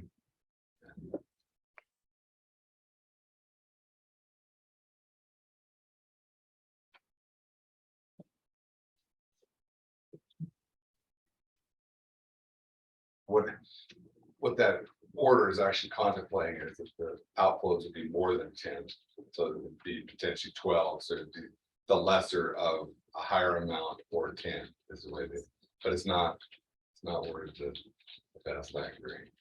And so that language is creating the confusion. Well, you explained that storm last year, the same darn thing, Yeah. we go through this every year, and it's just, Yeah. he made it, you know, we go through this. That's the problem again, they don't get on until when the crap gets really bad, and then they finally get on, and then they expect you to change everything in 5 minutes. Well, that's BS. Maybe they should pay a little more attention when the water and what it's doing. They always got excuses. They can't be here for 5 minutes and stuff. Hell with it.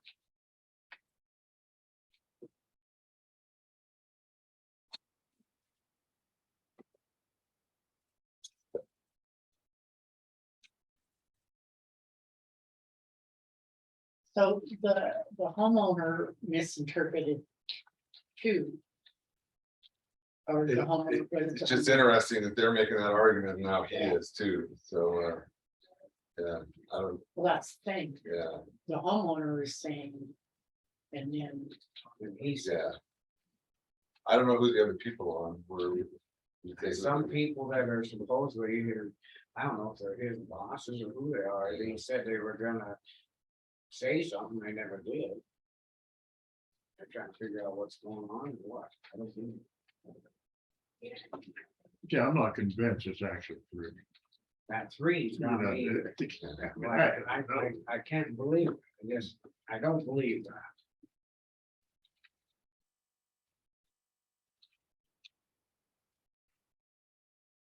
so is this, this was the 17th? Cause this guy say it was 3?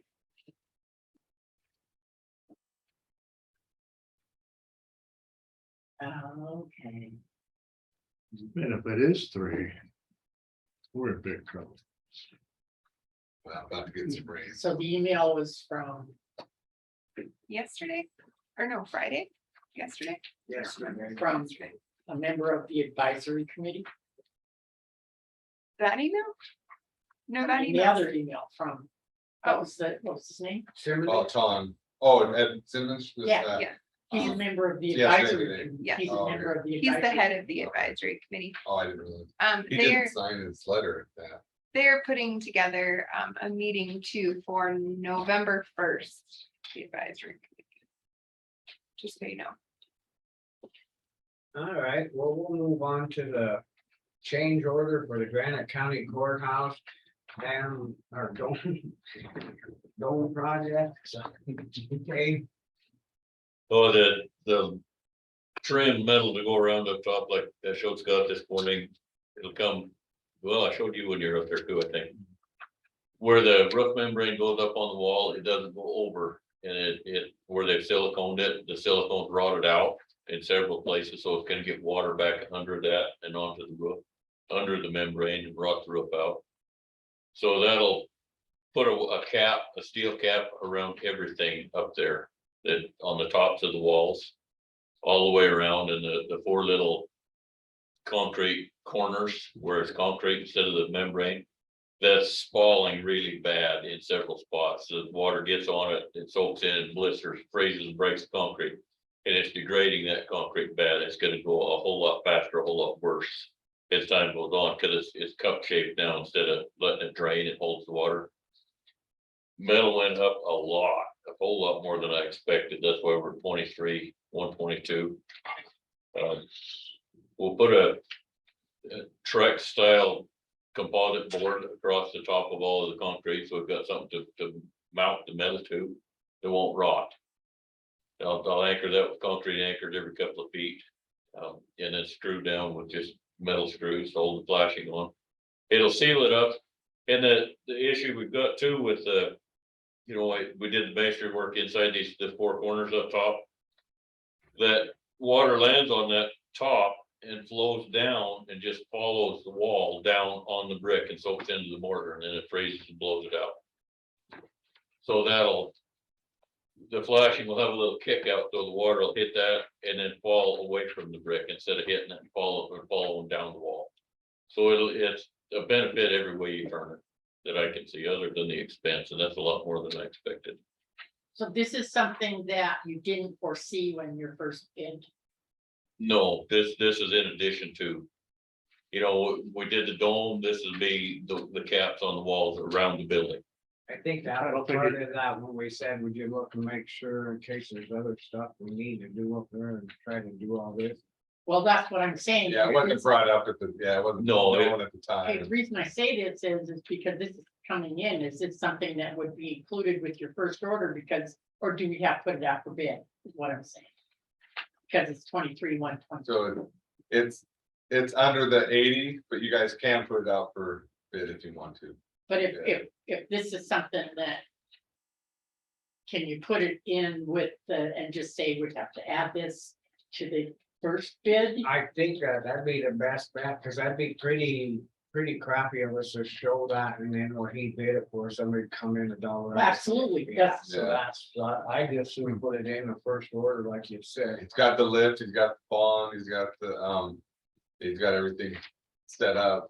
That's- Granted, later on, there's probably, I mean, it's continual work up there, but it's something, this is the one that needs. Well, my question, is this something that we can amend? The Yeah. first contract to include this in, Yes, without having to put it out for bid? yes. Okay, Okay. How long do you think it'd take? Well, I got a completion date of June, so, you know, just whatever, whenever, I've got to get the parking barricade done before it frees up, get the jail done. The lift's rented out for 2 weeks, so when it comes back or when it's off of there, if I've got time, you know, waiting on concrete or whatever, I can get up there and get on it. It's not gonna happen overnight, because I've got so much other stuff going on. The price, I bid, I buy most of my material through Epic in Missoula, and they give me a pretty good break on it. Their bid's only good for 24 hours. That's how volatile this market is right now on metal, so. You know, I'm not trying to push you, that's just what it says on the bid, good for 24 hours, so. They said prices are looking to go up, and with all the garbage going around the world, I'd expect that. So, you know, however you guys want to handle it, I got enough to do already, but I'd love to continue helping out here. I hate to back off now that we're getting it pretty well shaped up, and this is something that will get it fixed and don't have to worry about it. Yeah, Seems like we don't do it now, that's gonna be a big pain in the butt. Seems like we've been fighting, trying to get this crap done, and we do a little, and we, no, that's not, and then I guess we go ahead and finish what we got going. It agreed, and while my insurance is still good on this, I had to buy, I was like $8 for insurance, 8 or 12, I can't remember, just to do the dome. That insurance will cover this, so insurance on something that high is ungodly expensive, so to get another contractor to come in and bring their own lift or rent mine. You know, and I'm just putting mine in with that labor fee. I think it's gonna be a whole lot cheaper if I do it now, you know, whatever you guys wanna do, I'm wide open. I would make a motion that we accept the change order from Kessler Custom Shops to on the courthouse dome. And then I'll need a deposit of 14,622.40, and I'll buy the material tomorrow. So if they've got the bid written up, I'll just drop in, give them a check, so. So I'll second that, but what about this, then this 900 one? For the lights, and we're gonna put that on too. I don't think that has to be because it's less than, it would be a maintenance of the actual dome and something that. I don't think that is included in this No, that was- additional. We can just, yeah, I agree with. Okay. And that's retrofit kits for the lights that are in it already. They're fluorescents like these, and I'm not exactly sure what they are, but I think they're like the same LEDs as we've got in the basement here. Like in Janine's office, I think that's the same style. And they're really good lights, got a 5-year warranty on them. Any problems with them, the guy takes real good care of me. He'll double the warranty for me, so. So like on this one, because it's not really in the change order, it's something you're requesting for maintenance for the dome. Okay, However you wanna call it, it just, the lights don't work, I'd like to see them Yeah, work, so- so, Fix it. okay. All right, Is that fix it, right? bring you Yeah. a bill, Any public comment? okay, Being none, all in favor? Aye. Aye. okay, thank you. And then if you need that, it's all right if you go there and get that. Yeah, if we're doing claims, Okay. might as well go, Yeah, you go in there right away and then. This one, yeah. get a claim going for a check. just Okay. doing Claims. And then the parking barricade out here, I've got to trim the trees quite a bit to get the pipe welded in. So just kind of a heads up, I guess, asking approval. The birch, we're gonna take the branch off on the left, it kind of splits into three. We're gonna take the branch on the left, the big fat one where it comes out, gonna take that off. On And the then- front here or on the left? On the white tree, it'll be the left side of it, where it comes out of the ground. Oh, It okay. kind of splits into three. That left side will go, and then that willow there in the middle, we're gonna trim it back. Probably 75% of that's gonna disappear, because it grew up and tipped over the rail and then grew again. So it's a mess. So it's gonna have to go to trim, so. And that's, You're just trimming it, you're not taking it out. no, I'm not taking it out. The willow, probably 3/4 of that's gonna go. Gonna be gone, but man, I don't think you can kill them things. No, it is. for them. Okay, so this is the weeping, is it the weeping willow right? here? It's a birch. Oh, birch. Okay, so weeping birch. I don't There know. will be when he cuts it. And then that's a willow tree right there. Okay. Like, And that looks like it needs to be done. That one's done. you know.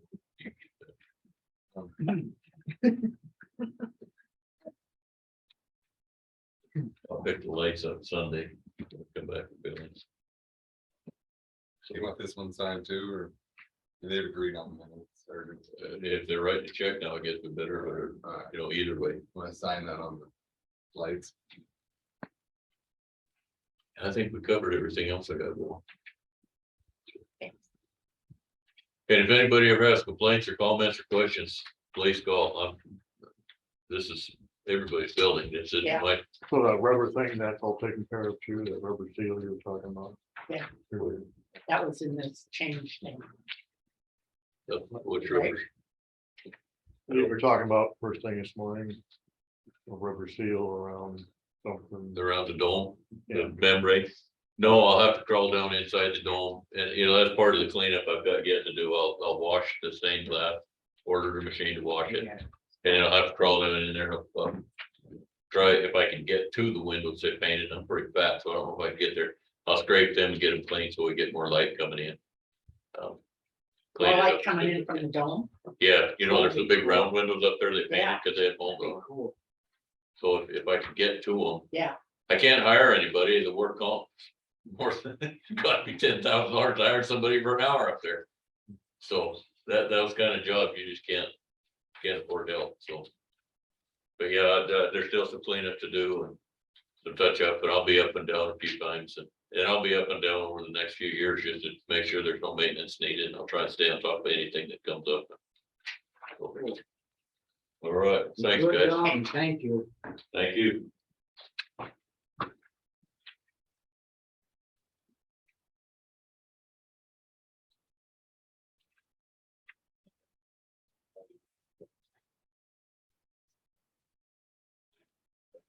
Okay, we're gonna move on now. It's got 1 minute.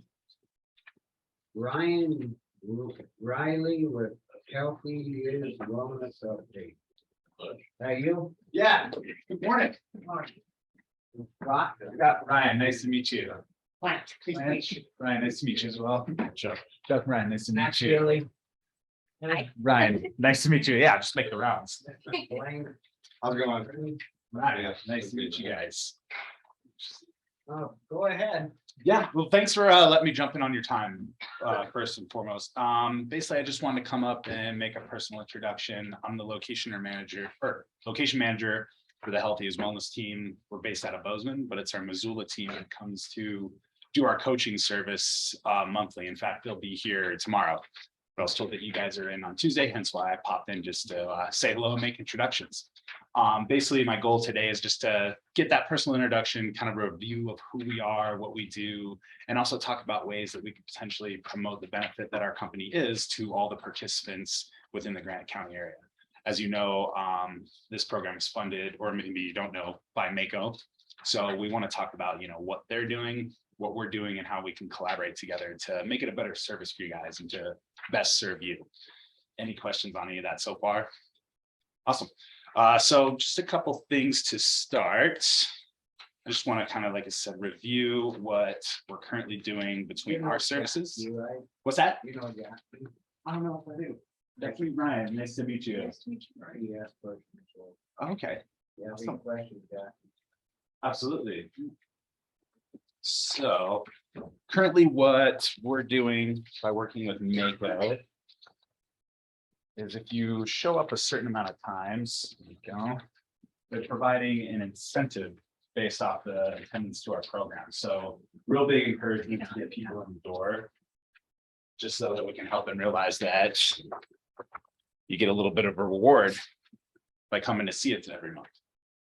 And what we do on top of that is, in addition to Mako keeping tabs on our incentives, for example, is we like to do pull participation reports and kind of show the progress needle of where we're going with your company. And what we want to do with these reports is, well, try to show you the progress, try to show improvement overall. I wasn't sure how many of these copies to bring. So this right here through the healthcare trucks. Yeah, This is when they come in, like when someone's got equipment and we use that. exactly. Yeah, and then again, the weigh-in is always optional, but as long as you have a check-in with one of our coaches, that counts towards the incentive. I know it is a little bit later in the year. We inherited some of these accounts a little bit later in the summer, so we're just trying to kind of backtrack, make sure we make these introductions so that we know that we're here for you and we can help promote things like this incentive. These right here, again, are just kind of glances. I'll just kind of put a couple of these around about the reports that we send out. Table. So this is kind of a snapshot over the summer, May, June, and July. And then the next one just shows the simple, we capture every 3 months here. Those. What we want to do is use these reports to just show you, again, progress, right? Our company is based upon the perfect blend of technology, but also human interaction. So what we want to do is show you the what now, right? What are we doing to help move the needle? What are we doing to simply looking at this bar graph here? How are we bumping those numbers up higher? And that's our ultimate goal, is to boost participation and engagement. And the way we do that is we work on our one-on-one coaching sessions. We do provide that feedback with our body composition reader, but more so we want to help with the trajectory of everyone that comes in to talk with one of our coaches. So where would we like to go, and how do we work backwards from there to help you get where you want to go? So again, that's that coaching interaction that we really value. And as you can see there, we'd love to, see some boosts in the numbers there. We know this is a smaller demographic, but what we basically want to work on is how can we promote our services we have about, as of the 1st of January this year, about 62 eligible participants under the Mako brand that can come in and utilize this program. So kind of a little bit of a discussion piece there to see how can we get better messaging out, how can we promote it better, and how can we talk about what best suits your community. Is there any thoughts so far on any of that, and kind of any reception to that? Yeah, no worries. Has anyone, that's all right. Like I said, I just wanted to create a friendly discussion. Has anyone here experienced the Healthy is Wellness program before? I get them. Is that when you go in and get your shot, you get tested for everything? No, it's when you stand on the machine and they do your full No body shots, no needles. composition. Yeah. Yeah, I did it quite a while ago, maybe last year. And I always mean to come in and do it again. I keep forgetting. But I think that email goes out to all of the employees Mhm. that it's here and that they're able to come and use it. It's just whether or not they're using it. But it's cool. It's really neat. Yeah. It weighs. Yeah, you know Exciting. how much each of your arms Yeah. weigh and each of your legs Yeah. weigh. Yeah, it's really cool. And then it says where you are and where you could be. And yeah, no, I think it's an awesome Awesome. Yeah. Yeah. No, that's great to hear. I've had a hard time because I don't know why, but for some reason, every time you guys have been here, it seems to be on an afternoon where I either have to be in a meeting or I'm not here. Right. So Which that, is just no, and that, difficult this year. that's good feedback because we want to Yeah. know kind of what the response is of the community, because where we are right now, we don't have to stay in that same service hour. I know we're here for a short amount of time, just being a smaller demographic, but for example, you know, you guys, I heard we're here in office on Tuesdays. Yeah. We have Tuesdays open that we could come. We could also look at different days where we come at a different time of the day. So I wanted a little bit of give and take on that to where what would be a better time to try? I know, for example, just looking at our calendar this morning, the first and fourth Tuesday of the month is open for us. And I think we would be able to come at any time in that day. So if there's a different time or a day that we think this would be more of an advantage for people to, will see us and get that exposure. They How come long on does- how long does it Tuesday, we take? could put it on the agenda. Just and a we few could take minutes. time to go over it. You stand on this thing for 3 minutes?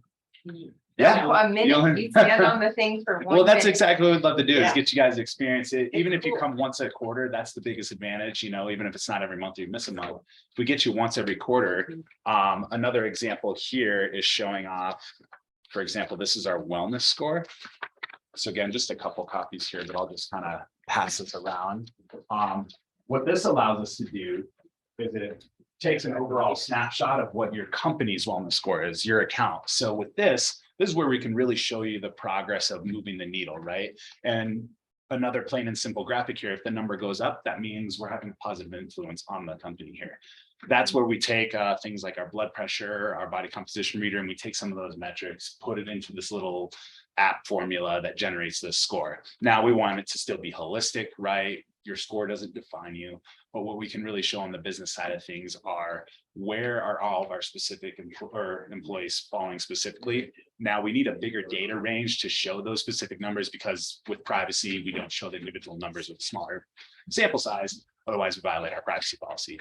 But if we can show that, hey, we have the most majority of our people in our healthy, appropriate wellness range, then we show that we are benefiting them, affecting them on a positive manner. So our goal is to create this as a good touch point every quarter to where we can show you, hey, here's the progress.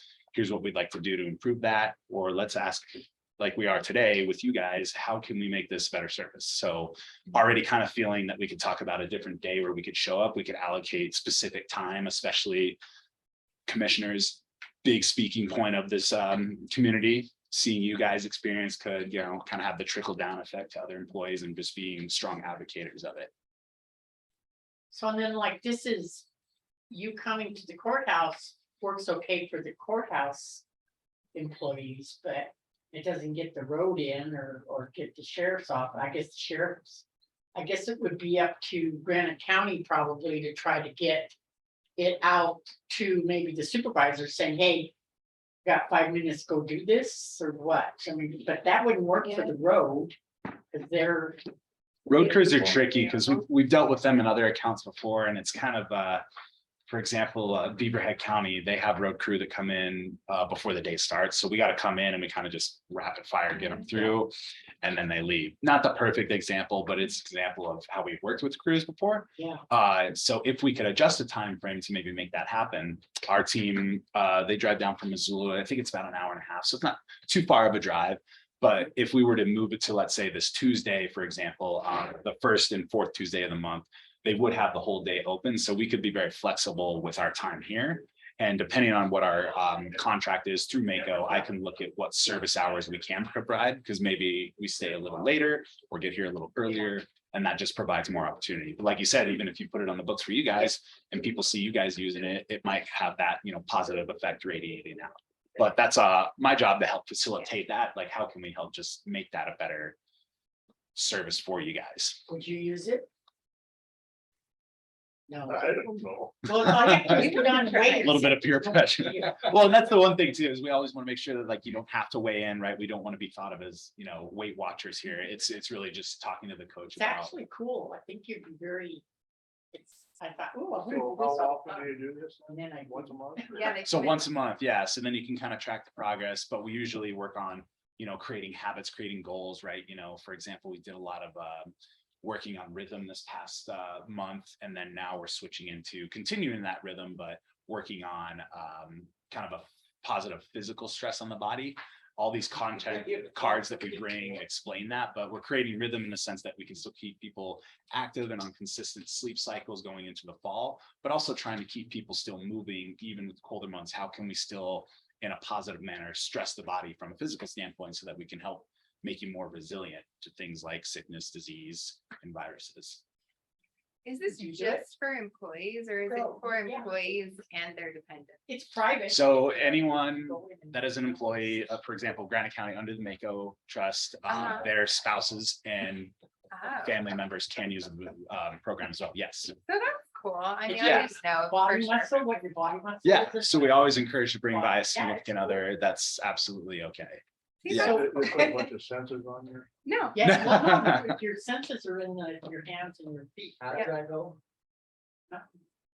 So I think Dancing's optional. if you have Tuesdays open, I would think that that would be good for Granite County. Uh-huh. To Yeah. schedule Tuesdays for Granite County, and maybe we can get it out there, and if you're in here, that time frame we're here, Do we have a room to do it in? where do you Kinda usually gave do all it? the rooms They out. used to use the old elections office, so I don't know where they're doing it now. That's a good question because I haven't been here to service yet with the team. But I know Sarah at the front desk there, I she bet would she's know. got a plan. Yeah, so I can touch base Yeah. with her as well. But I'd like to.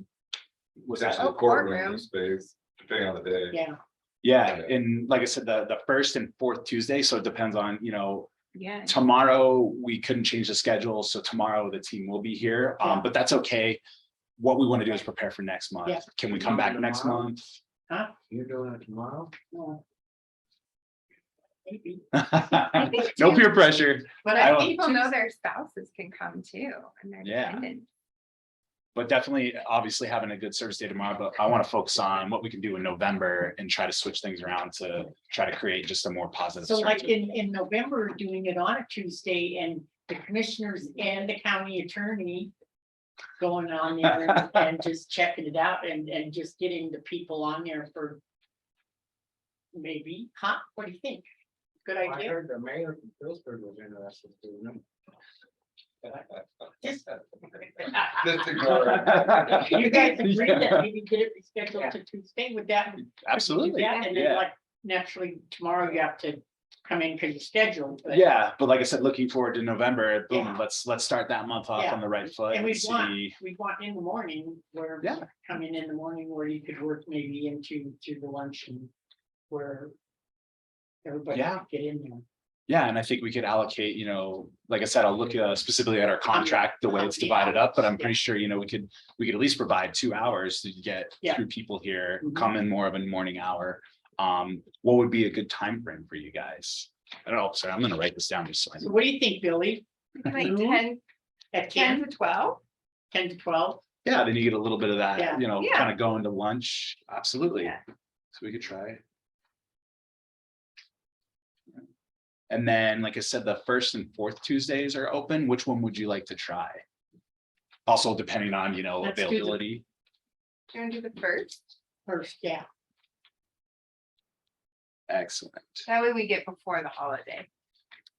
Yeah. In each And when we do have holidays that interfere, we do reschedule, so we Okay. don't just lose service days. Yeah, we just had to get our Thanksgiving and December schedule switched around. And it's funny because that 25th through the 31st Yeah. week Is is. that gonna match you up though, because you're coming tomorrow and it would be less than a month? Oh, No, we'll still be around a month. Yeah, I mean, the way some of the days and months fall, it's, we're still within that month time frame, Okay. but this is, what we see as a good positive adjustment. So we would just want to make that happen. And 10 to 12, right? Yeah. So depending on the end of the agenda item, then you guys have to do it. Are you volunteering? I am. It's a committee. Just for that'd be fun. fun. It only takes a few minutes. Yeah. we Yeah. can End up being kids and giggles. And then, yeah, I just take off clean socks. So wear clean socks that day.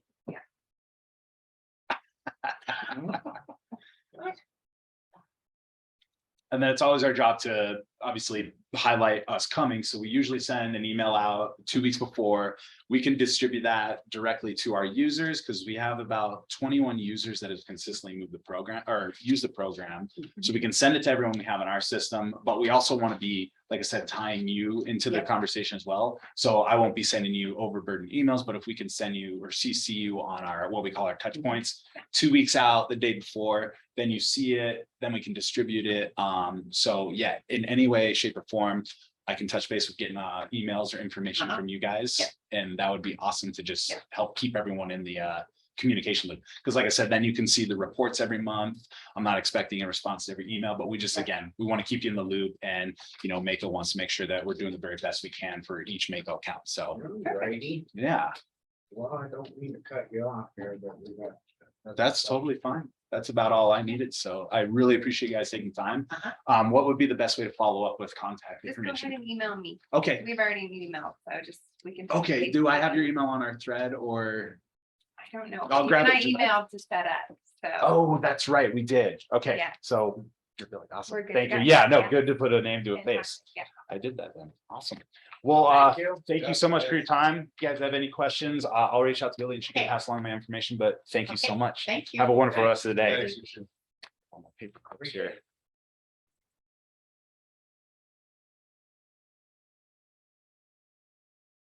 Okay, emergency operations update for Granite County, discussion and decision. It's Jackie. So there wasn't much to change on this, just like populations, law enforcement, medical center. In the first one, the like Care Flight was in there in the medical system and they're no longer active. So I took them out. The deputies, that was a different number for them. Changed on the supporting documents, the pre-disaster mitigation plan was updated, so that had to be changed. From the original, it was like 2013, I think was the last time. IPAWS has been added as one of our communications, and then put a repeater on Scalco Pass. Is it up and running, right? Yeah. What'd So- you say? They put a repeater on the scalpel whole path. I just making sure it was up. And running. I just. On the firefighters or firefighting, there's 5 volunteers now, and those were not listed for Drummondville, Great Hall, Maxwell, Phillipsburg, Escalco Road, and Georgetown Lake. On the possible emergency shelter locations, that was updated in May when Red Cross was here. They went around and redid all the agreements with them. And this was never filled in when I took over. So that now is, phone numbers are attached. On the alerting system, again, IPAWS was not in this working system when this was updated the last time. I updated the congregate and medical facilities that was never filled in. So that is done. And then the identifying the congregate care and vulnerable groups, that's our schools, the hospital, our preschools, daycares. That was never put into there, so those numbers are all put in there and who the contacts are. So, any questions? Thanks for good work. Wow, way to go over that, look all that up. I know there- how many pages? is it? 753. So it's a lot to 753 pages. Massive. in this. So yeah, it took a bit to get it all put together. Thank you very much. Good job. Does that have to be signed or anything? It does, by the commissioners, clerk and recorder, county attorney, Chad Lannis, Chad Green, so. Are you making a motion to accept? Entertain a motion. I'll make a motion to accept whatever. That'll be. Change the GOP. So the emergency operations update, I second it. Any public comment on this? Being none, all in favor? Aye. Aye. Good job. Thank you. Yes.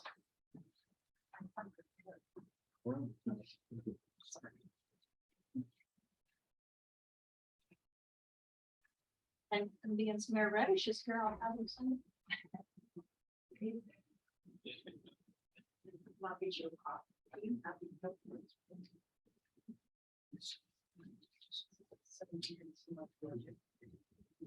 I'll just get this information to you.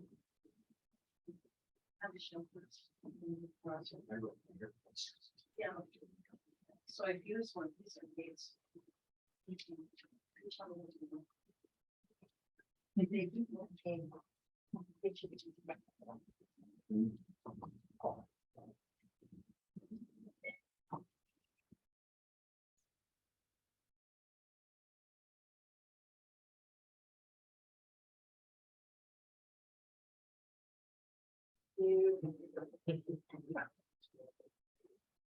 All righty, well, yeah, the better one.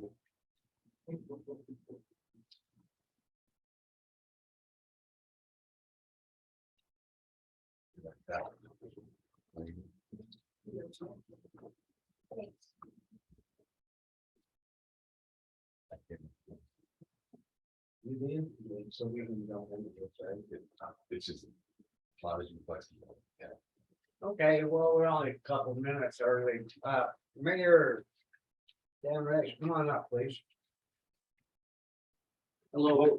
We'll go ahead and start this and, we're a couple minutes early, but, what's up? Well, first things first, I'd like to thank the commissioners for having me here this morning. I would like to make a request for the remainder of the money that was in the minimum allocation grant for the county. I think you guys are aware that we went through this process before.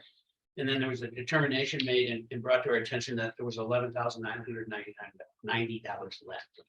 And so I guess making an official request that if the county is amenable to it, that some remaining sum be transferred to the town. And then I think you're both aware we have two projects going on, both this wastewater and the water. So every penny counts to us at this point in time. And go ahead. No, go ahead. I guess you guys are wanting that, what are we need? I guess that's what the question is. Okay, so this was related to what had to be spent on water projects or wastewater projects, and that was initially what we presented in terms of the county wasn't in a position to use the money. So at that point in time, it was determined that we would transfer it over to both towns because it was a substantial sum. And I put forth the offer that we would split that sum. This is that one that we signed for, so you can get. it. Yes, And it's yes. Stuff that's been It's a- sitting there. Right, minimum, and I guess I have a question related to that. I know you guys received an award letter for the minimum allocation grant, and I was just wondering if you executed the contract. Oh, I did respond to Maureen on Yeah. that. Mhm. There is what were those? The startup tasks where I needed the project budget, your scope, and a whole bunch of paperwork from her that I need in order to submit so we can get the contract, which I responded to her via email, and then we'll get that contract Okay, from the DNR. all right, I appreciate that. Thank Yeah. you for that. Okay. Let's get that question. Yeah. Or is it, Is this the first request, what you're talking about? Yes. We haven't sent in yet, or what? So the minimum allocation grants was that 500,000 and it was split between the towns. So they both did their grant applications. We got the award letters. Both towns have received their funds. The only thing was we got the award letters, but we never got the executable grant contract paperwork from the DNRC for either of those. And the reason for that was because of this startup task packet that needed to be completed, which is what I found out when I reached out to DNRC, because we had never received that contract either. But we got the money and they've got the money. Yes, correct. Okay, but this is just for. And this is water for and the remainder. wastewater, right? Yes. What about culverts? Would it cover culverts? So there's monies in another ARPA fund, is my understanding, if they'll cover culverts, correct? This 12,000 that's under the MEG is part of that stormwater, and culverts can be covered Okay. under that stormwater if they're part of a stormwater management program. So nothing, just like a creek run, it does not fall into that category. That's the one I asked you on, Blaine, because I don't understand if the- it qualifies. Culverts could, my opinion was culverts could fit under that one. But I thought also that there was another pot of money out there, I was thinking, but there's not. Regular ARPA funds do. Regular. Normal ARPA Okay. funds, yes, also qualify for culverts as well. But this was just mainly when we did this and signed as a whatever, it's just for the city so they could work on their water system. Right? Correct. We didn't plan on keeping none of this or anything. Correct. Is that right? Yeah, and that was the money that you requested, and there was going to be a remainder, and you're asking for this remainder, and I think your question was, were we gonna use the county, the remainder of what was left for culverts, because you already got your money. Right. And so now what, you're saying that we can't use it on the culverts? No, we can't. You can, but was that your? Yeah, trying to think of what your intent was, if all that was to go to towns, like, can't remember what you said. but- I don't think the intent was, I don't remember this remainder being left over. I remember we talked about that other ARPA stuff. Cause we was gonna need lots, them big splash culverts and that Paul was talking about. And then he was supposed to bring in some of that other, where we was gonna put culverts. Remember you asked me to, Do what? when you asked Paul to bring in something to show where we was actually gonna, we had to have a plan and everything in order to do this. We don't. Yeah, that's right, you gotta show that it's necessary under that, Under ARPA, yeah, but under not the, this. no, under this, yeah, you have to show it's Uh-huh. a necessary Yes. plan. or We plan. asked him to do that, and remember he was supposed to bring us in, cause he was talking about the creek, you know, and we haven't. So what you're asking is for the remainder, or are you asking for half of the remainder and the other half go to the town of Drummond? No, I'm just asking for the full remainder. For the full And I would remainder. note also that if you guys, it's your money, and if you find something applicable for it, so be it. I would also note that there is a date, an end date on this, which is November 1st. So you have to consider that Yeah. regarding whatever conversation you had with your public Right. eye and all that kind of stuff. what you- And there's what, 11,000? Yeah, 11,990. $12,000. Yeah, for the plan, you'd have to come up with, it goes through Right. the engineer and come, and that would take Yeah, some time. yeah. The other thing too, we got the okay to handle quite a bit of the administrative part of this. Which would take pressure off of Billy. And I don't know what conversations you've had thus far with Maureen. Apparently you've been talking with her back and forth about it. Just a little bit. Yeah, okay.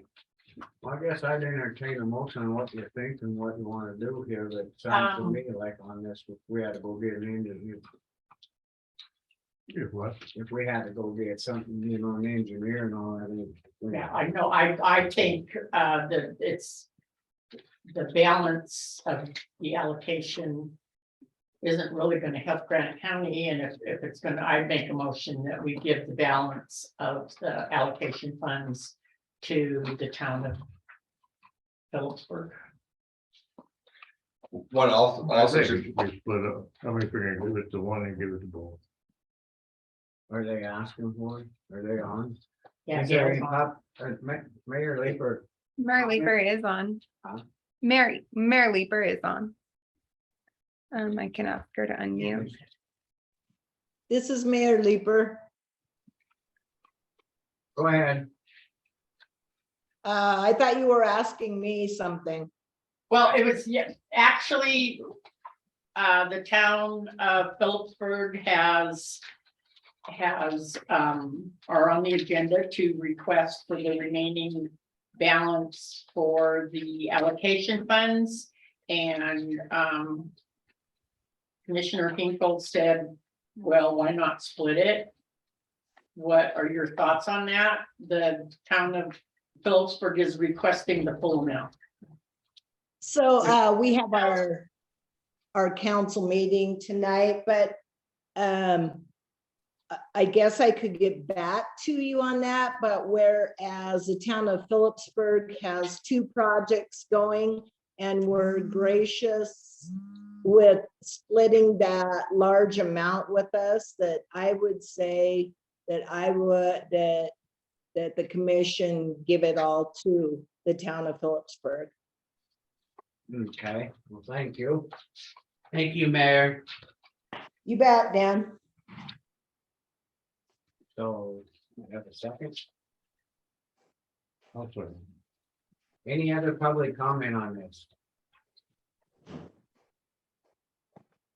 Seeing none, all in favor? Aye. Aye. Well, thank you. I really appreciate it. This is an ongoing process and You have to sign. we're trying to, well, actually, I suspect there's gotta be a resolution done and I'm looking for. So the I But- think the resolution is the second part, so there's a portion where I believe it's a transfer of funds and then so we'll have to do the grant application together for that, for the Right. transfer of Okay. funds. All right, And then there's another portion where there is a resolution that can be done where we transfer. You pull up my email. It's more of a transfer of kind of ownership of a lot of these grant funds where we're kind of taking that away from the county having to be like the sub-recipient and sub-recipient. right. And passing it over to the towns, which we can do through resolution, which is that final resolution in that packet. Thank you for that explanation, because that was part of the process of relieving her of some of the workload admin wise. So we better get on the agenda then the next 2 Right. weeks. For the resolution. I think in your guys' packet, you can see I have that resolution and that paperwork in the This very one there? back. This one, Yeah, There you go, yeah. and I think. And I can work with Maureen in filling out a lot of this information. So I just have the resolution on the agenda for next week. Yeah, so this is their time frame where we have to have this done immediately. By November 1st. Yeah, Yikes. and we, you know, I suspect that we can be able to contact those folks and let them know if the process is Okay. underway. Yeah. Because this has happened with other ARPA related stuff where we just had to officially ask for extensions in that process, so.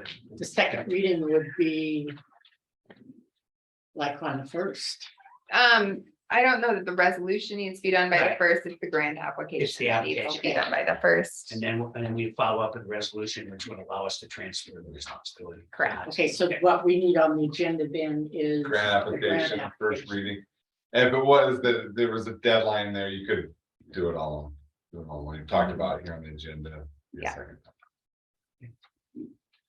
Thank you. Thank you. Thank you very much. I really appreciate it. So, Yeah, every little bit helps, right? Yeah. Thank you. Get our water Thanks. bill down. Yeah. Have a good day. Okay, that's pretty much everything for today. Motion, I'll make a motion, we adjourn. thank you guys, good job.